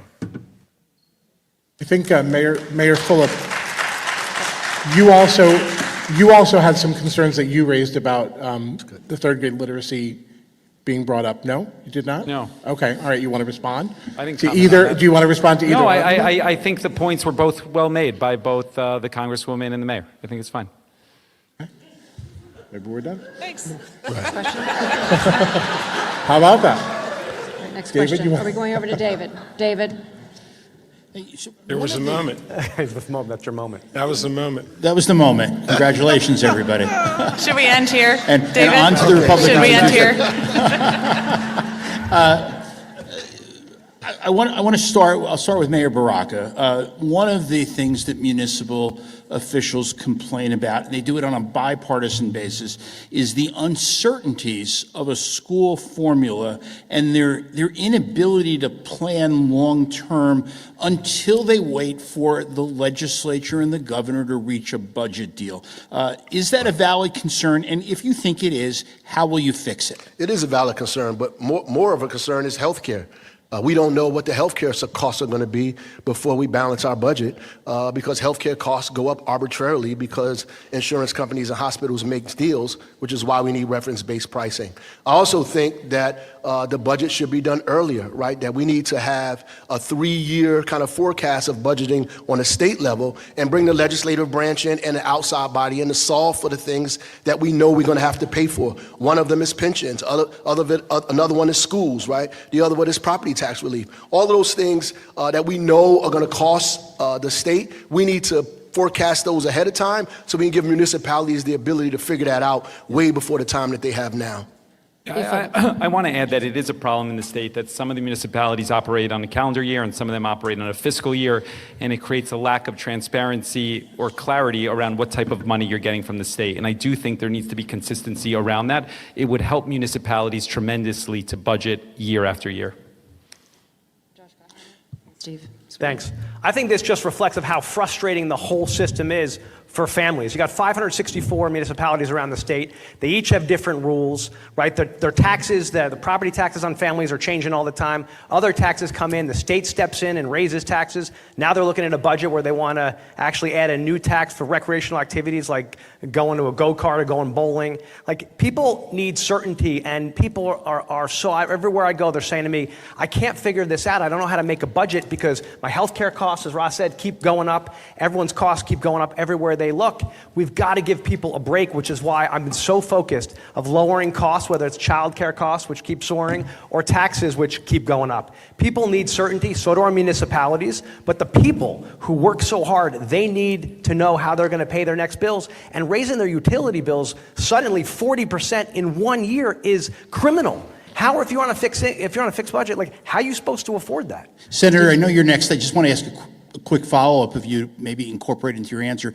You've been there. You've done a lot of state budgets. Yeah. What's a better mousetrap for timing on when to do a state budget and how much time you should have? David, I'm pretty happy right now because I talked about school consolidations and people up here agree with it now. I talked about multi-year budgeting for years and we're all agreeing with it. That's a good thing because we're starting on a better path. Look, give Phil Murphy credit. He fully funded the formula. Honestly, no one ever dreamed in our lifetimes we would see the funding formula fully funded. So you can move the time of when you want to do it, but the formula is not broken. It needs to be tweaked and adjusted because what I learned in the legislature is when you pass something, too often you walk away from it, you say it's done, we don't need to look at it anymore. Well, every 5 years you should take a look to make sure it's accomplishing what it should be doing. Go ahead, sorry. Go ahead, Steve. So my point is, honestly, we did a good job with the school funding. Mayor Barack has said it. The one community, I think it was Tom's River, they got 4,000 less kids. You know what they're mad about? They're not getting the funding for the 4,000 kids they don't have. Right. That's the problem we have with school funding. We finally fixed it. And what we need to do is, I say to people that get mad at me, I say, what's wrong with 100% funding for 100% of the kids? I think we accomplished something. Steve Fulop. I just want to go back and say that I think that you'd be hard-pressed to find a mayor in the state of New Jersey that thinks that the structure of budgets is working well. It gets sunlighted days before it gets passed, the state budget ultimately, and there should be some clarity around time so that the public can scrutinize it, dissect it, criticize it, and move forward from them. And I think that's consistent with best practices around the country. Mikey Sherrill. Mikey Sherrill. So, as somebody who's worked at the federal level on the fact that not having multi-year appropriations really is harmful to a lot of programs, I do like, what Senator Sweeney said about having a 2-year budget or having multi-year appropriations for certain areas. And I have to agree, too. The fact that we actually fully funded the school formula after years of not funding it and not running the formula has created a lot of disturbance in the system. That doesn't mean we don't fund our education system. It simply means that maybe we need to modernize certain areas of it. And as governor, I would create a percent change year over year so that it doesn't fluctuate more than a certain percentage, so that school systems know what they can depend on and aren't firing teachers at the end of right before the school year starts, or coaches. So we need a very specific formula for schools, and we need a very specific timeline for the budget process at the state level. And we need to intercede in healthcare. We need to intercede in hospitals and insurance companies through the Office of Healthcare Accountability and Transparency by creating reference-based pricing so we can stabilize the growth, the cost growth in healthcare, so we can actually budget for it in real time. If we was doing this ahead of time and we had this ahead of time, then we could budget the right way. We need to budget for schools based on English language learners, based on kids with special needs, based on diversity, and based on community schools. We need to have a model that tells cities how we're going to give you money based on the things that you have in your district, so they can either begin to get those things or solve for the reason why they don't have them. Steve Sweeney.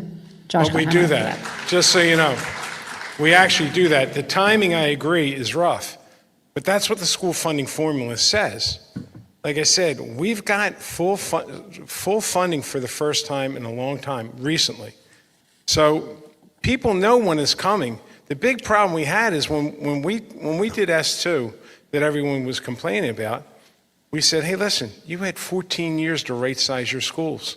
You did. You knew it was coming. You didn't do anything about it. So now you're going to complain that the state is being unfair. Every child getting 100% funding, not 150 and not 70, 100% funding is fair. And we did it, and it is fair. Josh I just want to say what Steve's point is an important one. You've got some schools that are half empty and some schools that have too many kids, and they're not getting the same great education. We can fix these things, but it's all the bigger problem here is that it's just the same old. If we have to change the way we're running things because we're running a structural deficit of $2 billion. We keep falling further behind, and what do? We just keep raising taxes on folks and raising costs. We got to negotiate our healthcare costs for our state workers so they get great healthcare like they do in other states, but actually push the PBMs to lower the prices and actually go after them. We got to stop buying things the way we do as 564 municipalities. We don't buy things in bulk. We always pay retail instead of negotiating getting Costco prices. We have to reorient the whole system. This is just one way on the timing that we've got to fix it. Okay, we're going back over to Micah Rasmussen. Yeah, this is a question for Congressman Gottheimer. School vouchers, using public funds to send kids to private schools, are part of the federal reconciliation bill being considered by the House right now.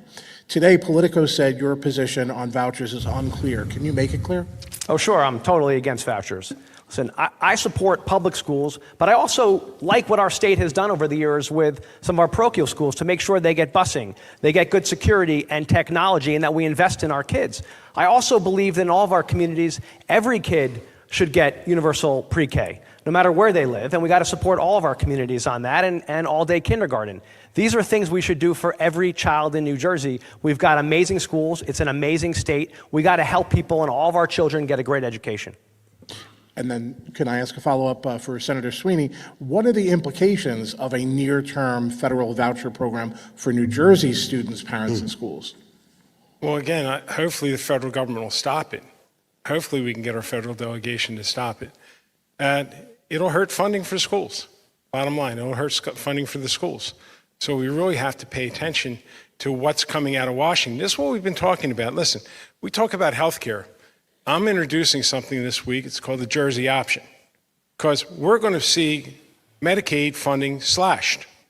So what I plan on doing is creating a healthcare system that people can join, that the state will have a pool, a large pool, and people will be able to join and buy state health insurance, which will be cheaper and save people money. Because, listen, we got a lot of bad coming out of this administration, a whole lot of bad, and we got to get prepared for it. You know, I saw Van Drew said, I'll never vote to cut Medicaid. And now he's signaling he's good with it. You know, it's not okay what's going on here. You know, we're beating that. I agree with Senator Sweeney. Maybe we could push him all the way to Medicare for all now, because that's what we need. So I agree with him 100,000% for sure on that. I just wanted to put that on the record. I'd like to put on the record that Van Drew already voted to cut Medicaid by $880 billion. Just yeah, he did. Throwing that out there. When he signed a letter saying he would not do it. I know you're right. I'm just now they're pointing suddenly out trying to back off of it because we're the whacking them every hypocrisy. day about it. I would just ask Congresswoman Sherrill, is there a way to reconcile the preferences of parents of students who go to parochial schools or want to go to parochial schools and the NJEA, or is this just a collision course? Is this unavoidable, right? You have a number of Catholic school parents are looking for this bill, supportive of this bill. Number of Jewish organizations are looking for this bill. We're just on a collision course here? Well, I think it's the state's responsibility to fund robust public school education, and that's, you know, I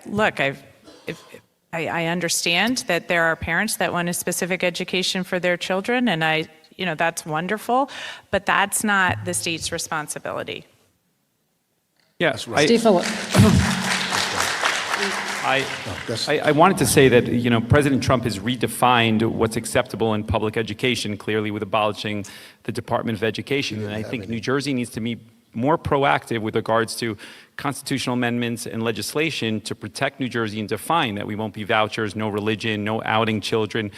Speaking to the values of New Jersey here, and I think what we're talking about here is that we are at risk because nobody's taken proactive steps yet to really define how education will look in the current world under President Trump. And I think we should be doing a better job around that. Ross Baraka. Right, so vouchers all the way around are wrong. And we have to be careful when we start having this conversation, a slippery slope to pay for one religious school and another religious school where religion begins to overshadow public education. Most Americans went to public school. They went to public school because public schools work, because it is a system where all of us have been educated, and some of us have been educated at very high levels because of public school. We have to make sure that we protect the Constitution of this country and the Constitution of the state of New Jersey. That's more important than anything. I didn't swear allegiance to any of these people. I didn't even swear allegiance to the Democratic or Republican Party. When I took an oath, they said that I swear allegiance to the Constitution of the United States, the Constitution of the state of New Jersey, so help me God. Steve Sweeney. And listen, the federal government has already done great harm to education. They cut $1 billion for mental health. You know, our kids went through a lot, especially through COVID. They went through one hell of a lot. Now we got kids that need help. And you know, with the state, we got a surplus. We got a $6 billion surplus. At some point, we're going to run out. We should use it for kids to make sure that they're getting what they need. We absolutely should. But at some point, again, hopefully we can scare a couple of these Republicans to start doing the right thing here. Because taking money away, mental health dollars away from children, that's messed up. And if you notice, we're taking them to court and we're beating them. Just like we did this weekend. We should fight them on every one of these things where they screw with Jersey families or with our children. Going after Title I money and hurting kids with disabilities is ridiculous, right? But we've got to help all of our children in the state of New Jersey and take care of all of them. And I think that's really important. We've got an amazing state, and we can. Micah, back to you. This is a question for Senator Sweeney. At last week's debate, you said it's wrong to let school districts exceed the state cap on property tax increases. You said that they must regionalize and share services. But what do you say? We have a lot of regional districts in this state that are already sharing shelves full of services, right?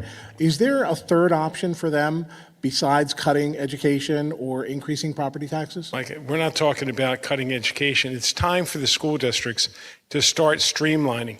Listen, no one's done more in this area and spoke about this more than me over the years. Problem was I couldn't get support because everyone was afraid to touch this thing because it's like, oh my God, everyone's going to get mad at you. Well, if people want lower taxes, they're going to regionalize those school districts from the K-2s, 4s, 6s, and 8s to be regional school districts from pre-K to 12. You will eliminate a ton of administrative costs in all these school districts. But the thing that bothers me, listen, when you research and get into this thing, and I did, they don't teach the same curriculum. They don't. So these kids are all going up, getting ready for high school, and they're all learning differently. So how about if we start with, because we have too many schools, you got more superintendents than mayors, let's start shrinking. Start here. Start here. Yeah. Let's regionalize. You already have a regional high school that has every member where these kids are going to school where they live on their board. So, I don't apologize for trying to make it more affordable. If we continue, I said this earlier, if we continue doing what we're doing, I told you, taxes should have been $15,000 this year. It's 10. 10's too much. But if we're going to continue to do the same thing over and over again and expect a different outcome, that is insanity.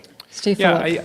I want to go back to this conversation around the school funding formula because I think it's directly tied to this. Senator Sweeney is correct that if you allow municipalities to exceed the district, it will get abused and you will find yourself in a predicament that we've been in 10 years ago with property taxes go sideways. But I think that you do need to revisit that school funding formula. How do you incentivize municipalities and school districts to do the right thing? And that needs to be the priority for the next governor. One real quick thing. We did give them the ability to exceed. We said go to the voters. You know that, right? That was in the bill. You can exceed your cap. Yeah. Just ask the voters that live in that community for approval. Right. So we did that. Micah, back to you. Mayor Baraka, you said last week that healthcare or a discussion about education, cost of education has to begin with healthcare. What did you mean by that? What can we do about that? The cost of education has to do with healthcare? Yeah. Well, I think all public employees have a health care problem, whether they're public school employees, or city employees, or county employees, or state employees. I think the healthcare system in America is broken, and the one in New Jersey is broken as well. That insurance companies and hospitals make deals. There's no transparency between that. That make the healthcare costs grow arbitrarily. We could go get the same procedure at two different hospitals, and it'll be wildly different costs based on the negotiation that they made. I think it's wrong that we should involve ourselves in that, and that's what reference-based pricing is. People keep talking about it in various ways, but it's really called reference-based pricing. We're going to say we're going to pay a certain amount above Medicare, and that's it. The federal government has already established what the price of these procedures would be. If we just went 150% above Medicare, we could save the state over $1 billion in a couple of years. Mikey Sherrill. I think we're really circling around the two things, and this is key, and everybody's pointing it out. The two key costs to our municipalities, and it's education and it's medical and health insurance. And we're seeing the costs just go out of control in both cases. That's why I think for the health insurance, we have to have more competition in the market. Right now, we have Aetna, but that doesn't even go statewide. So as governor, I'm going to make sure we have more competition in the market. Also making sure that we have an independent auditor over state health benefits plan to make sure that that the money that we get back goes back into the municipalities and driving down costs, and also ensuring we lower property prices. And then those PBMs, ensuring that we have really take on the pharmacy benefit managers. These are a group that most people don't even know about that can be responsible for raising drug prices up to 10 times. Now everybody wants to weigh in on this. Steve Sweeney's next. Listen, Josh Gottheimer. Mikey, I got to tell you, I know all about PBMs. I passed the first reverse auction bill in the nation. It saved the state $500 million a year. That's how much we were getting ripped off. I know PBMs very well. And that's why you got to hold their feet to the fire. A reverse auction is simply an eBay. It's not complicated. But that's how much they were ripping us off. So we have to continue to create a system that checks the cost. We did that, and I was proud that I did it. Josh Gottheimer. When you study this, what's crazy is that you realize the state doesn't really negotiate the way it should, and therefore it overpays for health care. You look at other states They're that not get involved better in care for their employees or their retirees. We overpay. We have all this bureaucracy, and then you have all these towns, 564 municipalities, and many of them are actually negotiating their own health insurance for their workers separately. So it's not all pooled. So instead of buying in bulk, as I said, we pay Wawa prices instead of Costco prices for health care, for salt on our roads, and then what happens is all this gets fed into property taxes that are killing people. And we know that 41% of seniors are thinking of leaving because of the property taxes. He has no idea so what he's we talking got about. we actually we got to change the whole system. It's insanity, as Steve said, just to keep doing this over and over again the way we're doing it. I want to tie it back into your previous question about retention of teachers and attracting teachers. The current system is unsustainable because teachers after Chapter 78 are paying an exorbitant amount of their salaries towards healthcare. And the way to solve that is addressing Horizon directly. Horizon has an absolute monopoly on healthcare in New Jersey, and that's directly tied to the political system here in New Jersey, and that needs to change, creating competition there. Listen, The second thing is that you do have a unique phenomenon in New Jersey where you have hospitals consolidating at a very rapid pace and dictating healthcare outcomes to patients. And that should not be permitted. How they acquire doctors' offices, how they dictate where people can go. This has been something that is promulgated in the last 4 or 5 years at an exponential pace. And that needs to stop. Otherwise, you will never fix healthcare in New Jersey. And I have to address this because I guess he wasn't paying attention, but I negotiated a new health care plan with teachers. It's called Chapter 44. It reduced the cost to teachers dramatically, reduced the cost to taxpayers dramatically, and I was very proud of that. So, look, we can say Chapter 78, but it doesn't exist for teachers.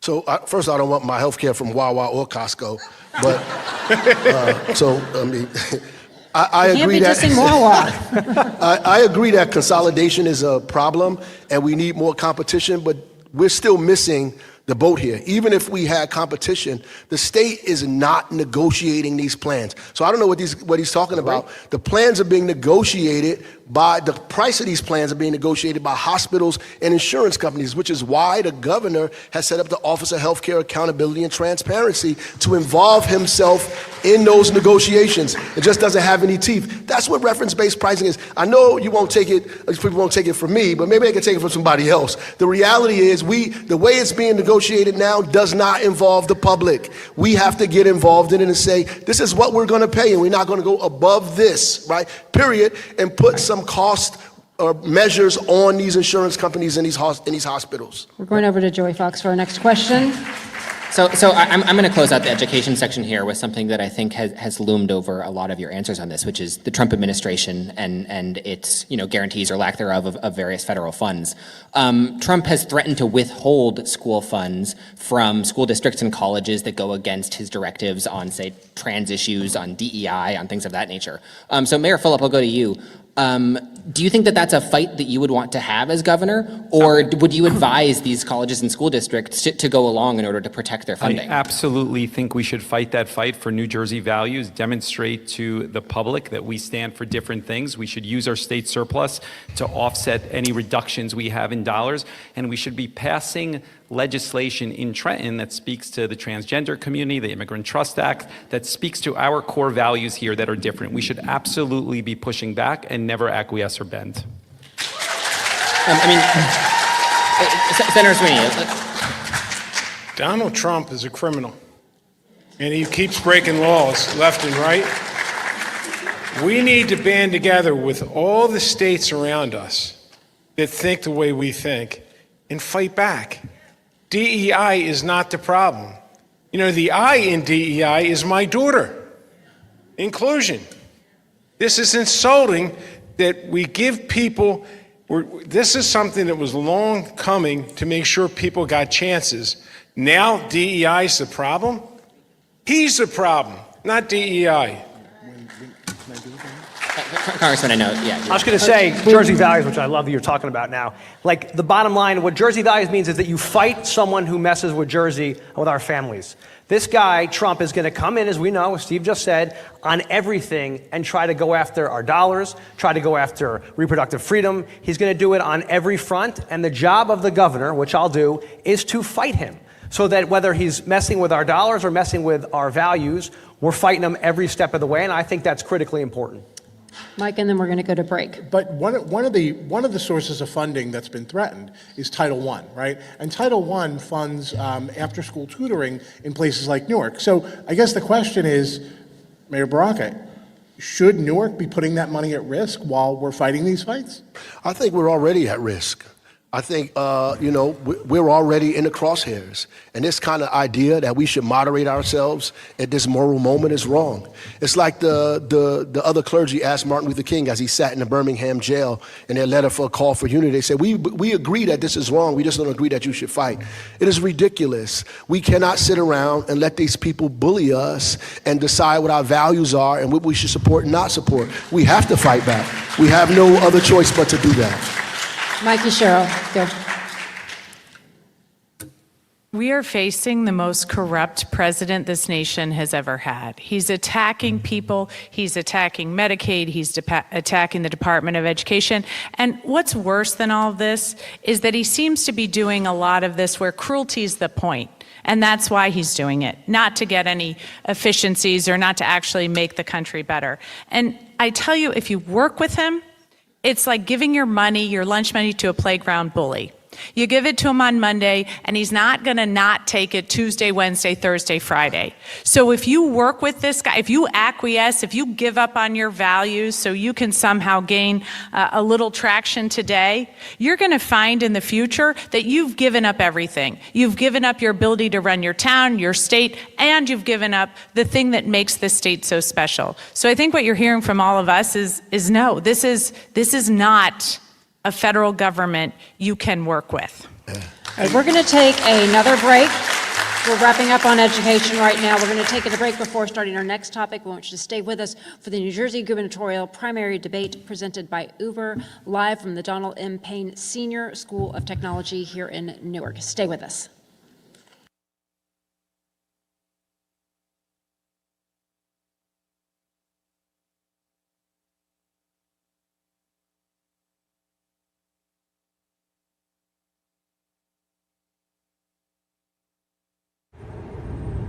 Everything is getting more expensive. Rent, groceries, insurance.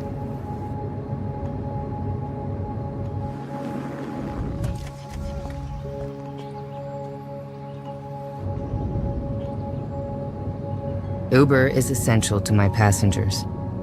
Insurance has gone up. This is hard for people.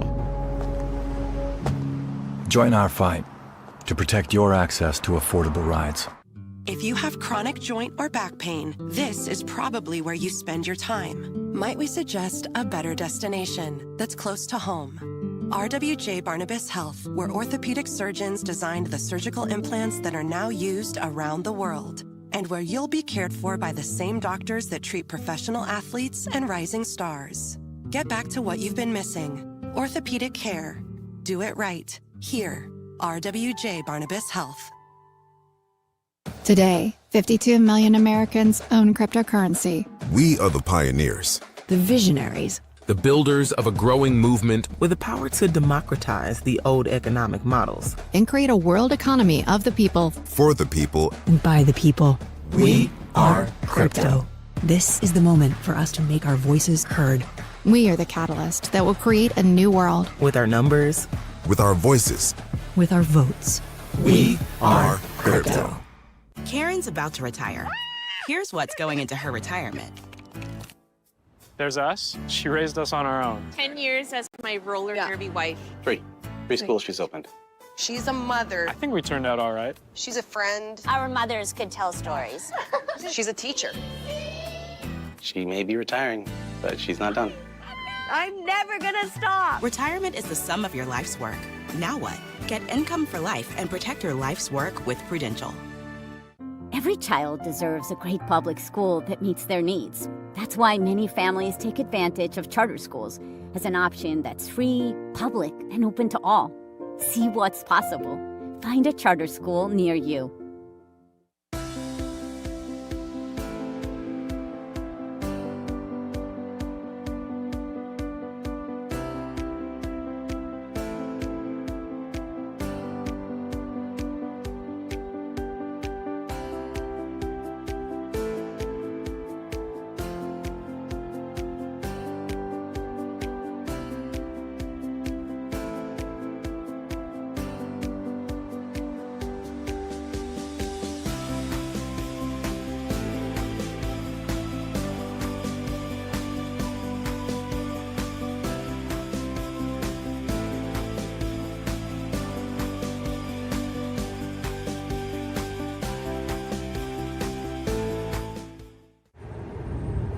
everything is getting more expensive.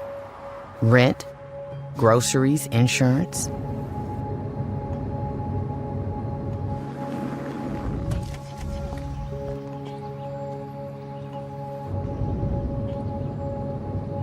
Uber is essential to my passengers. Insurance has gone up. This is hard for people. Join our fight to protect your access to affordable rides. If you have chronic joint or back pain, this is probably where you spend your time. Might we suggest a better destination that's close to home? RWJ Barnabas Health, where orthopedic surgeons designed the surgical implants that are now used around the world, and where you'll be cared for by the same doctors that treat professional athletes and rising stars. Get back to what you've been missing. Orthopedic care. Do it right. Here, RWJ Barnabas Health. Today, 52 million Americans own cryptocurrency. We are the pioneers. The visionaries. The builders of a growing movement with the power to democratize the old economic models And create a world economy of the people. For the people. And by the people. We are crypto. This is the moment for us to make our voices heard. We are the catalyst that will create a new world. with our numbers, With our voices. With our votes. We are crypto.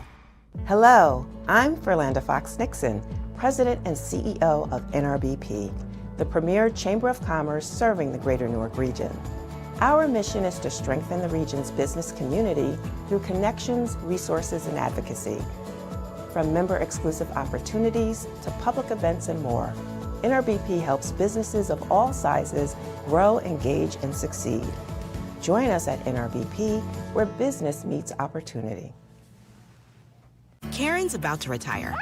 Here's what's going into her retirement. There's us. She raised us on our own. 10 years as my roller derby wife. Three schools she's opened. She's a mother. I think we turned out all right. She's a friend. Our mothers could tell stories. She's a teacher. She may be retiring, but she's not done. I'm never gonna stop. Retirement is the sum of your life's work. Now what? Get income for life and protect your life's work with Prudential.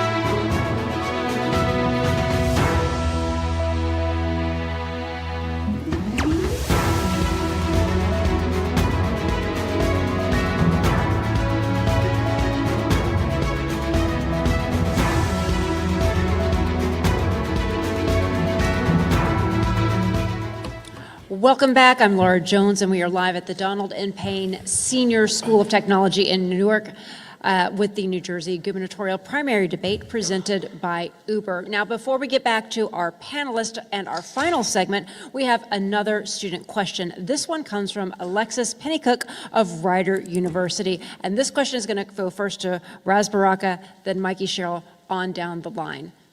Over to you, Alexis. Hello. For young voters such as myself, what policies or plans do you have to convince us to vote for you? Say that again. I couldn't hear you. For young voters such as myself, what policies or plans do you have to convince us to vote for you?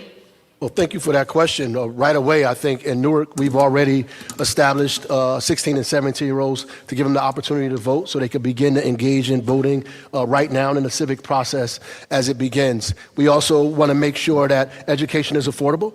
And that when people graduate from college, when they get a job, that housing is also affordable, that there's housing for you immediately, that if you want to raise a family, that you can afford to build a house or own a home in the state, that you also, the rent is also not killing you in the state as well, that we create pipelines so that kids can go right into the workforce immediately when they graduate from high school or graduate from college, that we work with our colleges and our institutions to prepare children for the workforce immediately. And so we need to put young people right into the workforce Make sure the state is affordable so they can own in the state of New Jersey, invest in their ideas, incubate their businesses, and at the same time get them engaged politically through civics by getting them to vote early on at 16 and 17. And 18-year-old, they should be automatically voting right away. Mikey Sherrill. Well, that's a great question because young people like you are the reason I'm running for governor. I have 4 teenagers right now, and the idea that we are not going to leave the world to them that I was able to grow up in, that they are not going to have the opportunities that I had, that somehow they aren't going to have the freedoms, that if they speak out against the government, they're going to be disappeared in the middle of the night. This is the stuff that keeps me up at night. And so that's why I'm fighting so hard against what we see coming from Washington. And I'm fighting to make sure New Jersey is a place you can live because honestly, I'm not sure what's going to go on in the other states as we see these constant attacks from the federal government. But if you're going to stay here, if you're going to live here in New Jersey, I'm going to fight to make sure you can afford a great education. We can stack credits so that if you get out of high school and you have to go to work right away, we can have certificate programs. We can make sure that you can go to community college and pay for it.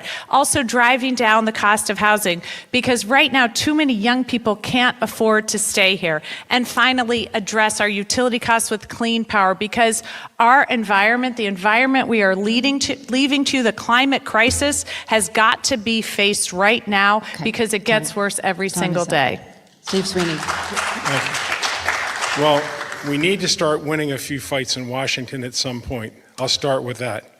But listen, we have to make New Jersey affordable for you, so that you have a future here, that you can buy a house, that you can raise a family, that you can actually live here. Right now, you can't afford to buy a house. The largest growth, demographic growth in New Jersey are seniors right now, right?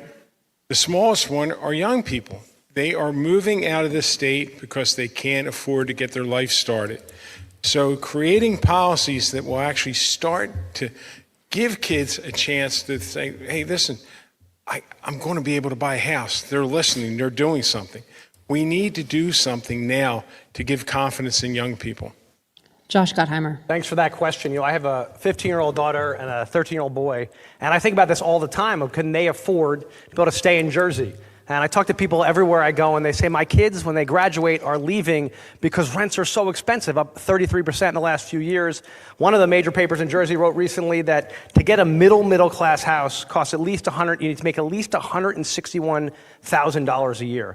How can people coming right out of school afford that, whether they're going to a trade or going to community college, which I think we should help kids who can't afford pay for it? How are they going to be able to do that if we don't figure out a way to get costs down, to get taxes down, and to get rents down, which is why I'm giving young people a rental rebate so that you can afford to actually pay your rent and stay in Jersey. We invest so much in you. I got such a great gift to be able to grow up here and go to public school here and stay here. I want to make sure everybody gets that shot. Steve Phillip. Alexis, first I want to say thank you for that question, echo the sentiments there, and it is a key part of my campaign, and young people involved is a key part of the Democratic Party's potential for success come November. I'm proud to have the support of the College Democrats of New Jersey and the College Democrats of America, and it was a competitive process because I could articulate the vision of what New Jersey should be for those young people. Of course, housing is a key part of it. How do you make college affordable for these people and rethink higher education in New Jersey? Talking about AI and artificial intelligence, how that will change the employment aspect for the state of New Jersey and the country, and what governor or gubernatorial candidate is thinking about how do we redefine some of that stuff, and we've done that. And then finally, I would just talk about the environment. We've been very aggressive on this in New Jersey. And what I hear most often in Jersey City, and what I hear most often is that young people are concerned about what the environment and sustainability and climate change will look like for them.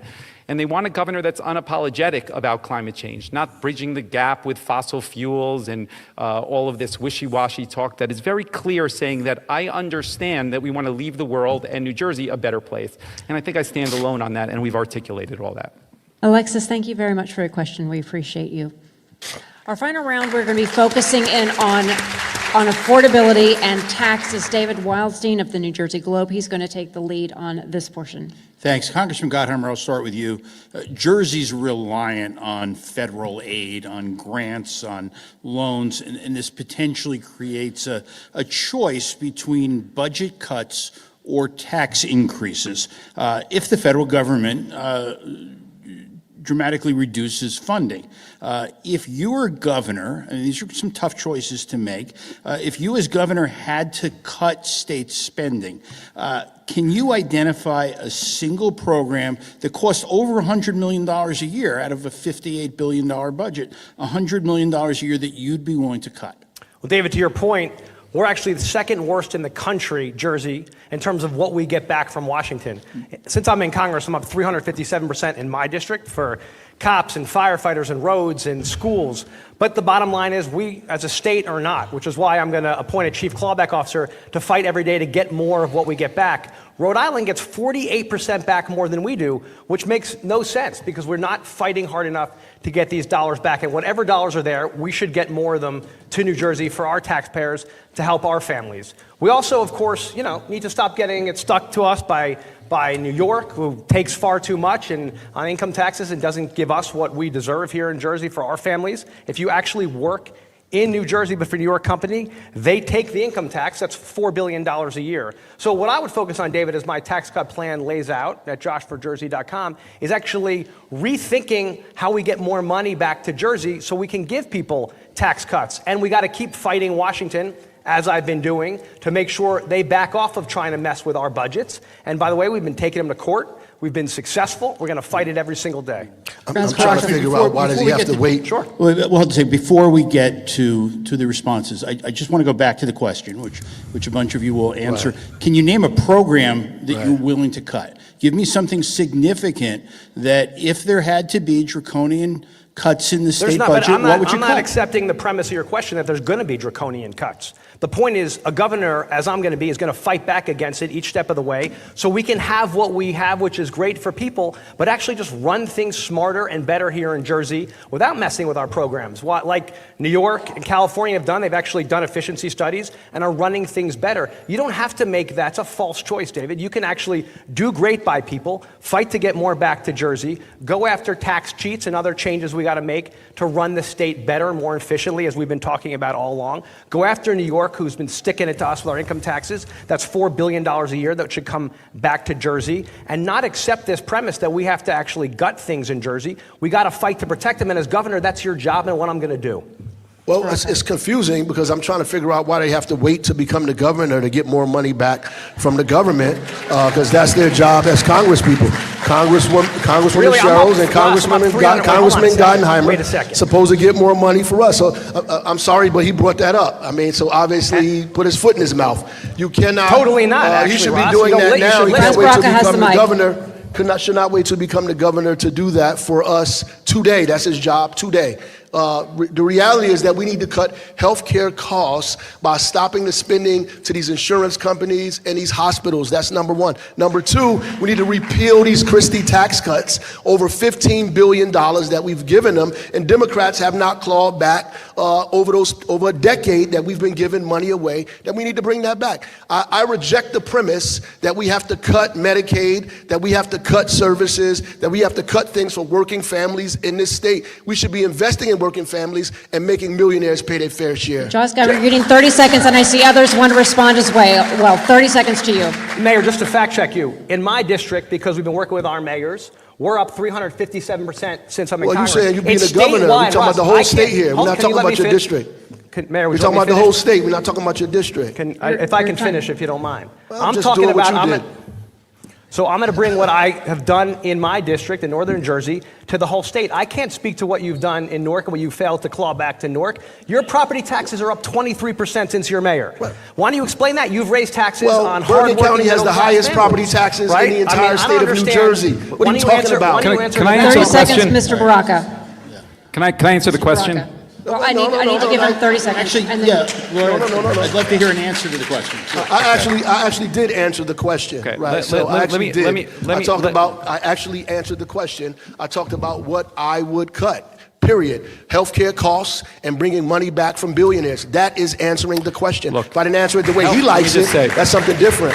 What I did say, however, is Look. that the Congress people's job today, I don't care how much he deflects and comes up with these Republican talking points, he forgets he's at a Democratic debate, Wait, so getting not a money back to Republican Jersey one. is a- At the is a- end of the wait, day, what's your his job problem with that? today, Exactly. today, And I've his succeeded job in getting is it to bring back. money back to the state of New Jersey. That yeah. he's failed. If you look at his Exactly. record, Okay. you should Steve really see Phillip that and in Steve his- Sweeney. I mean, look at the facts, Steve Mayor. Phillip Up and 357% to the 5th District of Jersey. Okay. The audience We could do can't hear this when you're talking across the over each state. other. I Steve don't, Phillip. I don't understand. You're in the In wrong la- position. in the Steve last, Phillip. in the last debate, they were constantly touching each other. Now they're fighting with each other. I mean, I don't get it. But let me just say something.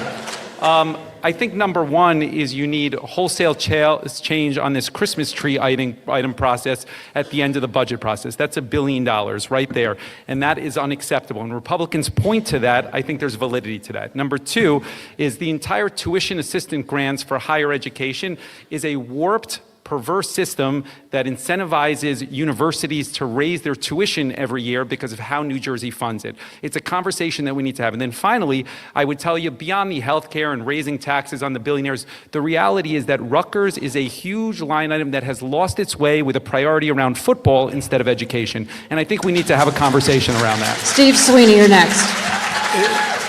Again, we need a better budget process, number one, so we know what we have and what we can't afford. But, you know, to say we're going to continue to, I keep repeating this, we're going to continue to deliver government the way we're delivering it, and we're expecting to come up with savings. Listen, there's no one on the stage more than I that did shared services, that reduced costs to governments, that created countywide EMS, countywide tax assessment, countywide 911.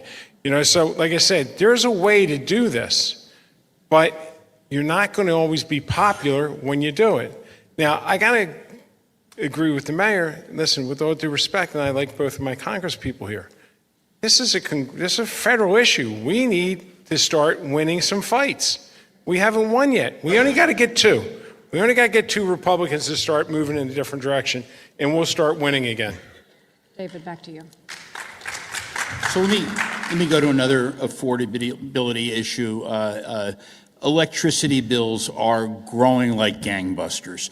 You're hearing this all the time on the campaign trail. One of your possible Republican opponents, Mayor, I won't mention his name, Thank you. please. Thank you. But one of your Republican opponents has said he'll get rid of the Board of Public Utilities. He'll clean house at the BPU senior staff level. Senator Sweeney, and then we'll go to Mayor Fulop. Senator, do you agree with that unnamed Republican? No, I don't agree with him. I think we need to professionalize the Board of Public Utilities to make sure everyone on the Board of Public Utilities is an expert, number one, in energy costs. Number two, it's the energy policies that are driving the cost, unfortunately. We shut down too much power in New Jersey before wind came along, and with President Trump, it's not here. So, listen, I'm the one candidate. I wrote the RGGI law, Regional Greenhouse Gas Initiative. I wrote the solar legislation to create solar. I created the wind legislation, and I did the ZECs, zero emission credits, because I remember Congresswoman Cheryl saying she's the only one who talks about, you know, nuclear. I'm the one that kept nuclear plants from closing. The electric costs in this state, it's 43% of our energy, so policy matters. And no one up here on the stage might say it, but I'm going to say it. We still need gas. We can't afford all this clean energy. We need more power. And guess what? Once we get more power generated, New Jersey used to export energy to other states. We were the envy. We generated more than we needed, and then we sent it and sold it. We're now relying on the PJM. We need to be self-sufficient. We need to create jobs here in New Jersey so that we can actually put people back to work. Mikey Sherrill, you had David to follow up, said- and then Steve yeah. Phillip. Mikey Sherrill had her hand up first, and then I'll go to Steve Phillip. I think he called on So me I first, but- totally agree. Oh, you did? yeah. Oh, Yeah, okay. you do. All Okay, right. yeah. I just want to say really quick on the. I don't know. The ref made a call. I got to live with it. I saw Mayor David, I Fulop was first. going based on your lead, David. Yeah, I was but going let's based not on your waste lead. time arguing about the call. Okay. Okay, go ahead. Go ahead. Sure. So Mayor Fulop and then No, Congresswoman Sherrill. I defer to the Done. Congresswoman. I'll take the deal. Go ahead. Go ahead. So I think what we're looking at is, yes, we need a more professionalized BPU. The understanding that they had of what PJM was going to do and the fight they needed to have prior to now, I think we've seen in states like Pennsylvania where Governor Shapiro has taken on the PJM. We need to see a little more of that here in New Jersey. And then we know that when we're not producing our own power here, we're buying it on the market, and that is coal power and that is fracked power from Pennsylvania and West Virginia. So we need to up our production here. Immediately, we need to move into solar. We have gone down by 25%. We had initial investments in solar, but our solar increase has gone down by 25%, while other states have increased solar by 150%. We need to build out on capped landfills and state property, and then, yes, long-term nuclear. That's how we're going to truly provide the power that we need here in this state while driving down carbon costs. But we really are going to need to have a more professional BPU if we're going to meet all of these goals. All right, now to Stu Phillips, then to Russ Baraka. Thank you. Let me start by saying I do think the BPU has lost its way, and you need more professionals there, and I think Senator Sweeney is correct about that. I do not believe that we need more natural gas plants here, and I think when you make a commitment to natural gas, you're basically making a commitment for 5 years to construct it and for 50 plus years for it to exist, and you need to be realistic about climate change, and we need to lean in hard, even if it's a tough conversation. And then finally, the way that bills work and electricity works in New Jersey is essentially a flat tax across the board. And we should really be looking at those data centers and AI generators that really put the strain on the system, and they should not be paying the same amount as mom and pop ultimately should. And this rate structure should factor that into that. Russ Baraka was next. Then we'll go to Josh Gottheimer and Mike Sherrill. First, I disagree. The BPU needs to exist. We just need to stop stacking it with political appointees and put some real professionals on a BPU that are looking out for taxpayers and ratepayers and working class people. That's number one. Number two, we do need to have more robust solar in the state of New Jersey. In fact, there are bills in the legislature now that could be passed that would allow solar to begin to move forward. They're stuck in the legislature right now that we need to get out of the legislature so we can begin moving solar projects forward in this state. And I agree with the data centers that are coming up. They have a few on the zoning and planning boards in the city of Newark. We need to make sure that these guys are footing the bill and not the taxpayers in the state of New Jersey or the ratepayers in this state are footing the bill for these AI centers that are coming online, that we have to hold them accountable. Josh Gottheimer. The reality is that we know that this year alone, our utility bills are going to be up 40% for our families. That's crushing our families. It's a massive tax on people who are trying to already figure out how to get by. And we know it's a supply problem. We just don't have enough of it, whether it's to try to get new AI jobs or whether to actually power some of the housing we're trying to build where we know there's brownouts around the state and people can't even get enough power. Because what we've done is made this deal. We haven't gotten any new power supply thanks to the BPU and to this consortium that does the grid. We haven't gotten a new project approved since 21, which means that we don't have any more supply, and then we're buying the dirtiest stuff now from West Virginia, coal-powered. It's ridiculous. So we're going to need an all-of-the-above strategy. We're going to need all of it. Otherwise, people's bills will keep going up, and to me, that's totally unacceptable. We got to give people relief in their wallets, especially hard-pressed middle-class families who are already struggling. If we don't get more alternative energy, including natural gas and others, if we don't get an all-of-the-above approach, and nuclear, and biomass, we are going to be screwed. All right, we're running heavy, so we're going to go to Joey for our next question before we go ultimately to closing statements. But go, Joey, go ahead. So I'll go to Congresswoman Sherrill first on this one.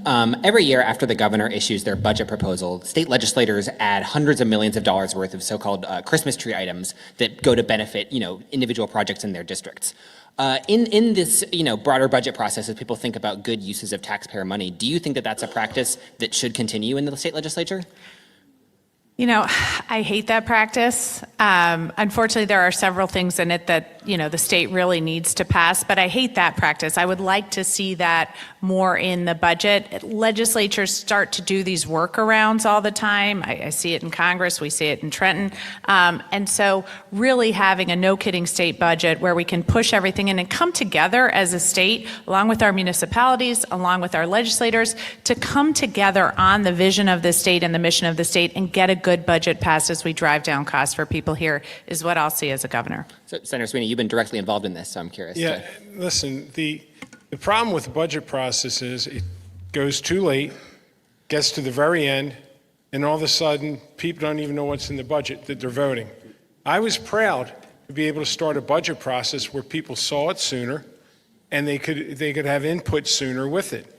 So, again, creating a process that's more transparent is very healthy.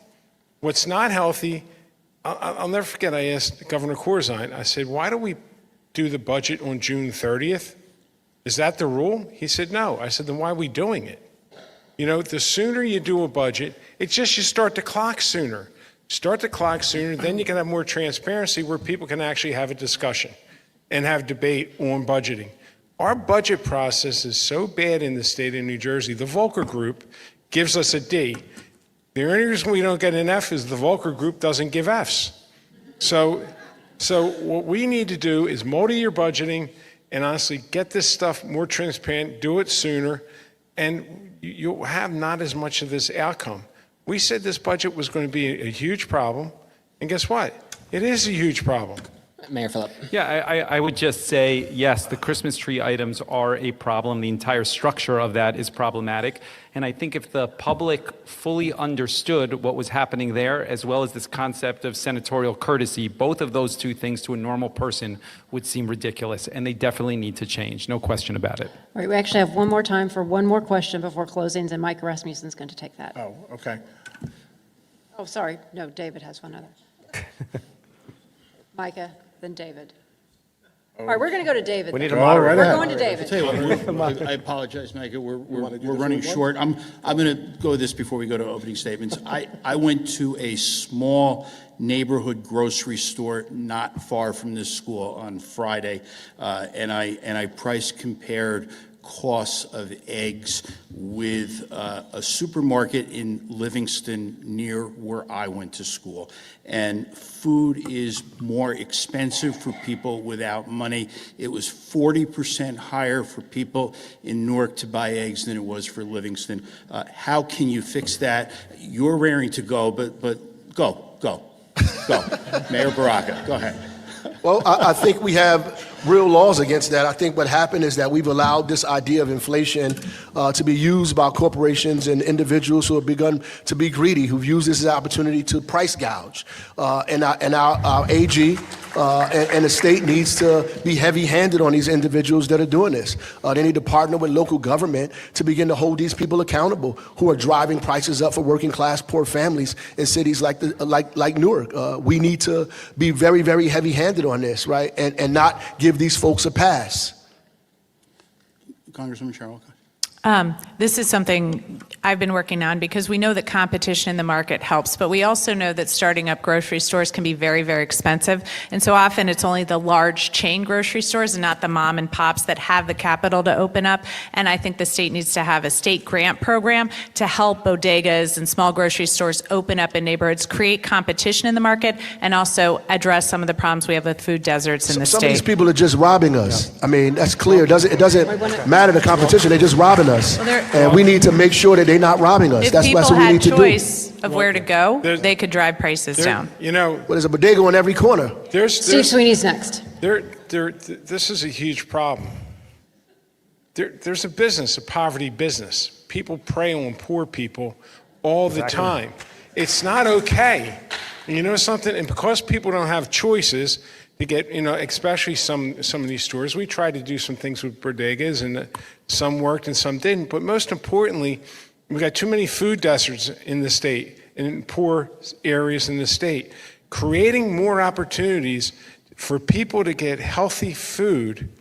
I'm saying there's people that pray when it comes to food, when it comes to housing, and you know something? The poor people are the ones that pay more than the middle-class suburban people. It's not okay, and we should crack down on that. And I think you could with the Attorney General. Yes.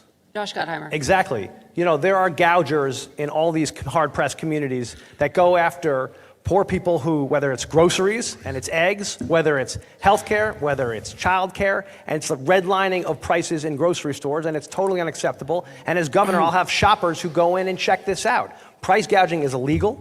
You can't do it to people, whether it's during a pandemic, or it's during an egg crisis, or any time. And we got to make sure we fight it, we enforce it. And as Steve pointed out, you also have to make sure there actually are grocery stores everywhere across the state, because there's plenty of places where there's not a single grocery store to find. And how are you supposed to feed your kids? The same way you've got schools refusing to provide free school lunch and school breakfast to kids who need that too, and that's their only meal. And why? Because they don't like the stigma.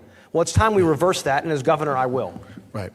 More grocery stores are not the answer to food desert still, by the way. I think that there's a couple things. I think we agree that the Attorney General needs to be strong and price gouging is unacceptable. I think in the short term, the Economic Development Authority for the state of New Jersey needs to be more aggressive with grants and incentivizing new developments to include supermarkets, predominantly in census tracts that tend to be poorer. And I think longer term, the solution is obviously linked to mass transit. You need more transportation access, more bus access in poorer areas. You've seen New Jersey Transit moving actually in the opposite direction. And longer term, the way that you're going to confront this challenge is creating more access and opportunity, and that comes with mass transit. Right. The reality is that these guys are missing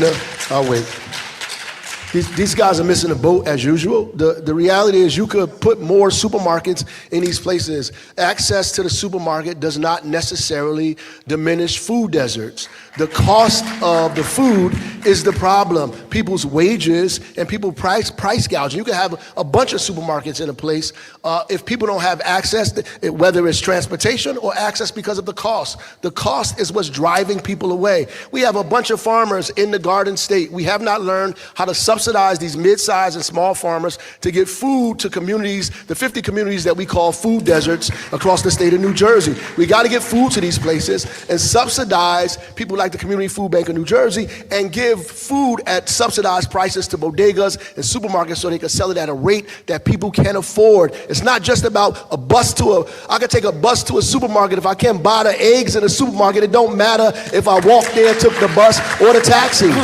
Okay. Hard to believe that we've already come to almost 2.5 hours. Mayor, I'm so sorry. We are almost at 2.5 hours, and it is time now for our closing statements. Each candidate is going to have 90 seconds.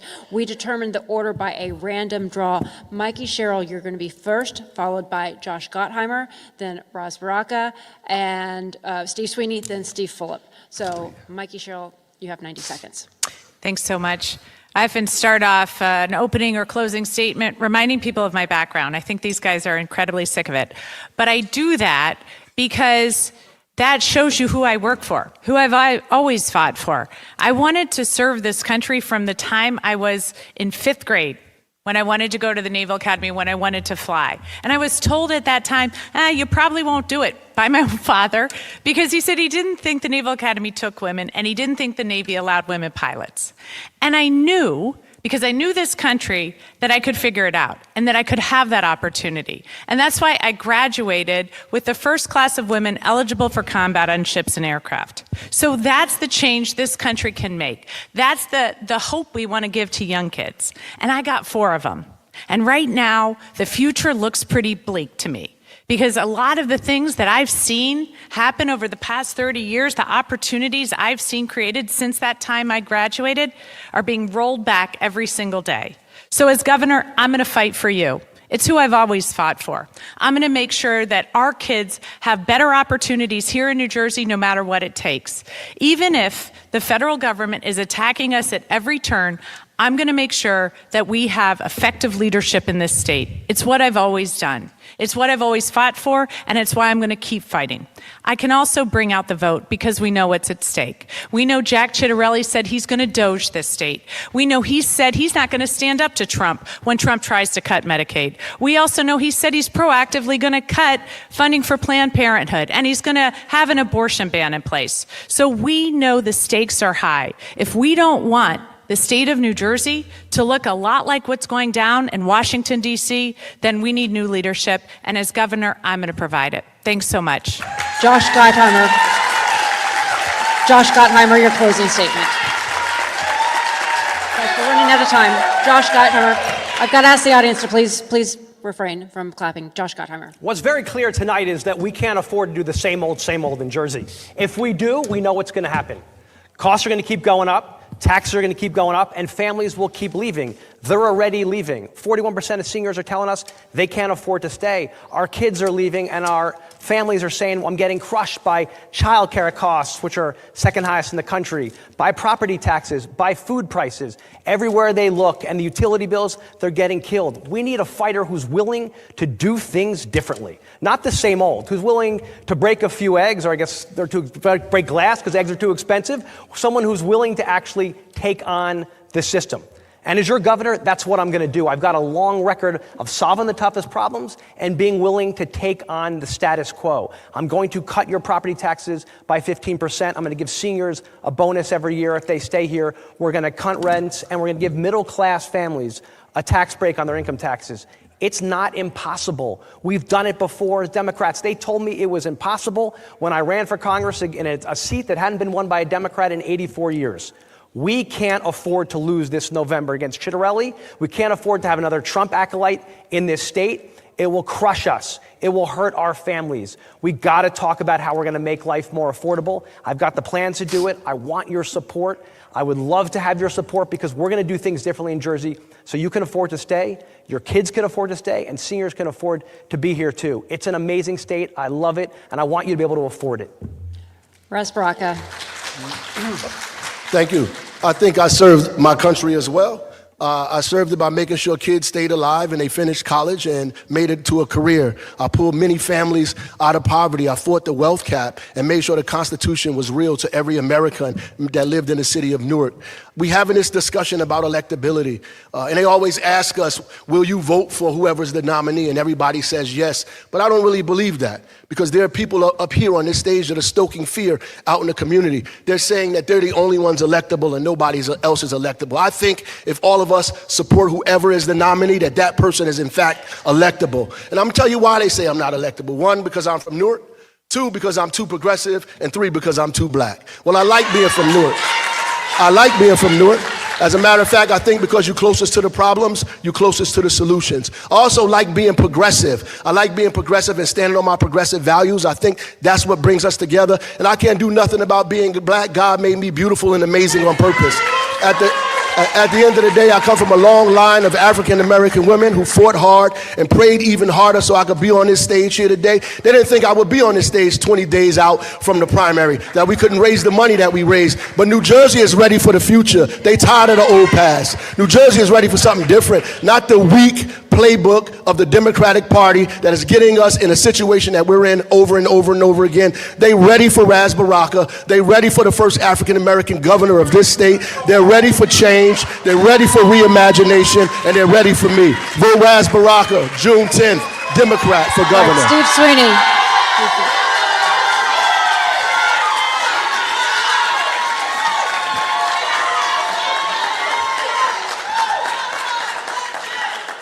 You know, Steve you Sweeney. realize how much I hate following him? Because he is a great speaker. Look, New Jersey is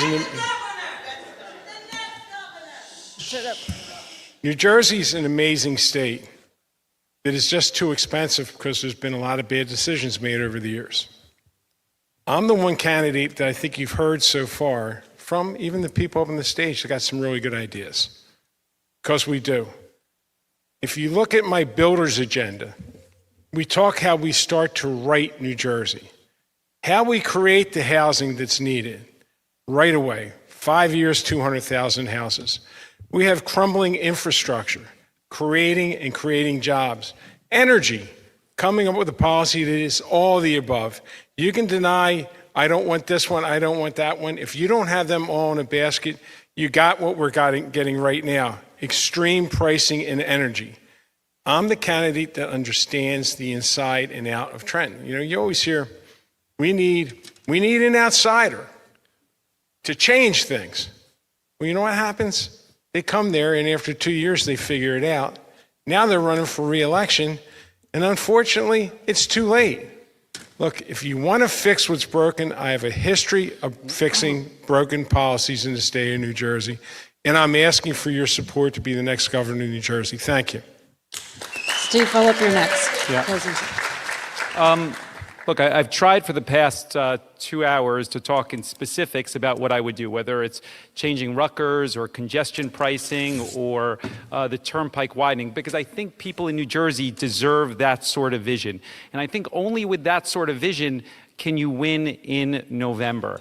If you think about what the Republican nominee is going to say, I'm going to start there because everybody says that they need to be an outsider or elect me. But the reality is that I have been in an unapologetic lane from the beginning to change New Jersey. I've talked about what is wrong in a different way than anybody else. And I'm going to tell you what the Republican nominee is going to say every day is that this person, the Democrat, is 4 more years of Phil Murphy. You like your energy bill? 4 more years of Phil Murphy. You like your taxes? 4 more years of Phil Murphy. And we haven't elected a Democrat in more than 50 years. And if you are an establishment candidate, if you are a creature of the Democratic establishment here in New Jersey, if you have the same consultants and the same lobbyists and the same message, you are dead on arrival in November because you can never walk away from that. And that baggage is tough to starting point to move independent voters. It is not going to be only a referendum on Donald Trump because independent voters in the state of New Jersey, a lot of them voted for Donald Trump. The people that don't like Donald Trump are sitting here in the room, and there's plenty of us, and we agree on that, but they're in our camp already. You need to move independent voters. You need to move Republican voters with a clear vision of what New Jersey looks like. If you are an institutional establishment, same old candidate, you're dead come November because the state of New Jersey will not be looking for that. And that's the reality of the conversation. So I ask you to think wisely on June 10th because it is true. It is a tough election that the entire country will be watching, and it will not be an easy election. So please think about the validity of what I'm saying on who and how and what type of message is most effective come June 10th and then come November. Thank you very much. And that brings us to the end of tonight's New Jersey Gubernatorial Democratic Primary Debate presented by Uber. Streaming is sponsored by Stand With Crypto and sponsored by RWJ Barnabas Health and Horizon Blue Cross Blue Shield. I'd like to thank our panelists, David Wildstein, Micah Rasmussen, Joey Fox. Also, thank you to our candidates for joining us, Raz Baraka, Mikey Sherrill, Steve Sweeney, Josh Gottheimer, Steve Fulop. Thank you all. And thank you to our audience, even though you didn't listen to all of our rules all the way through. And we thank you so much at home for watching. We're going to be back here Tuesday night with the Republican candidates. We're just stay tuned because there's more. We've got a post-show debate coming up as well as our coverage of the press gaggle with each of the candidates. You're going to hear more from them. I'm Laura Jones. Have a great night.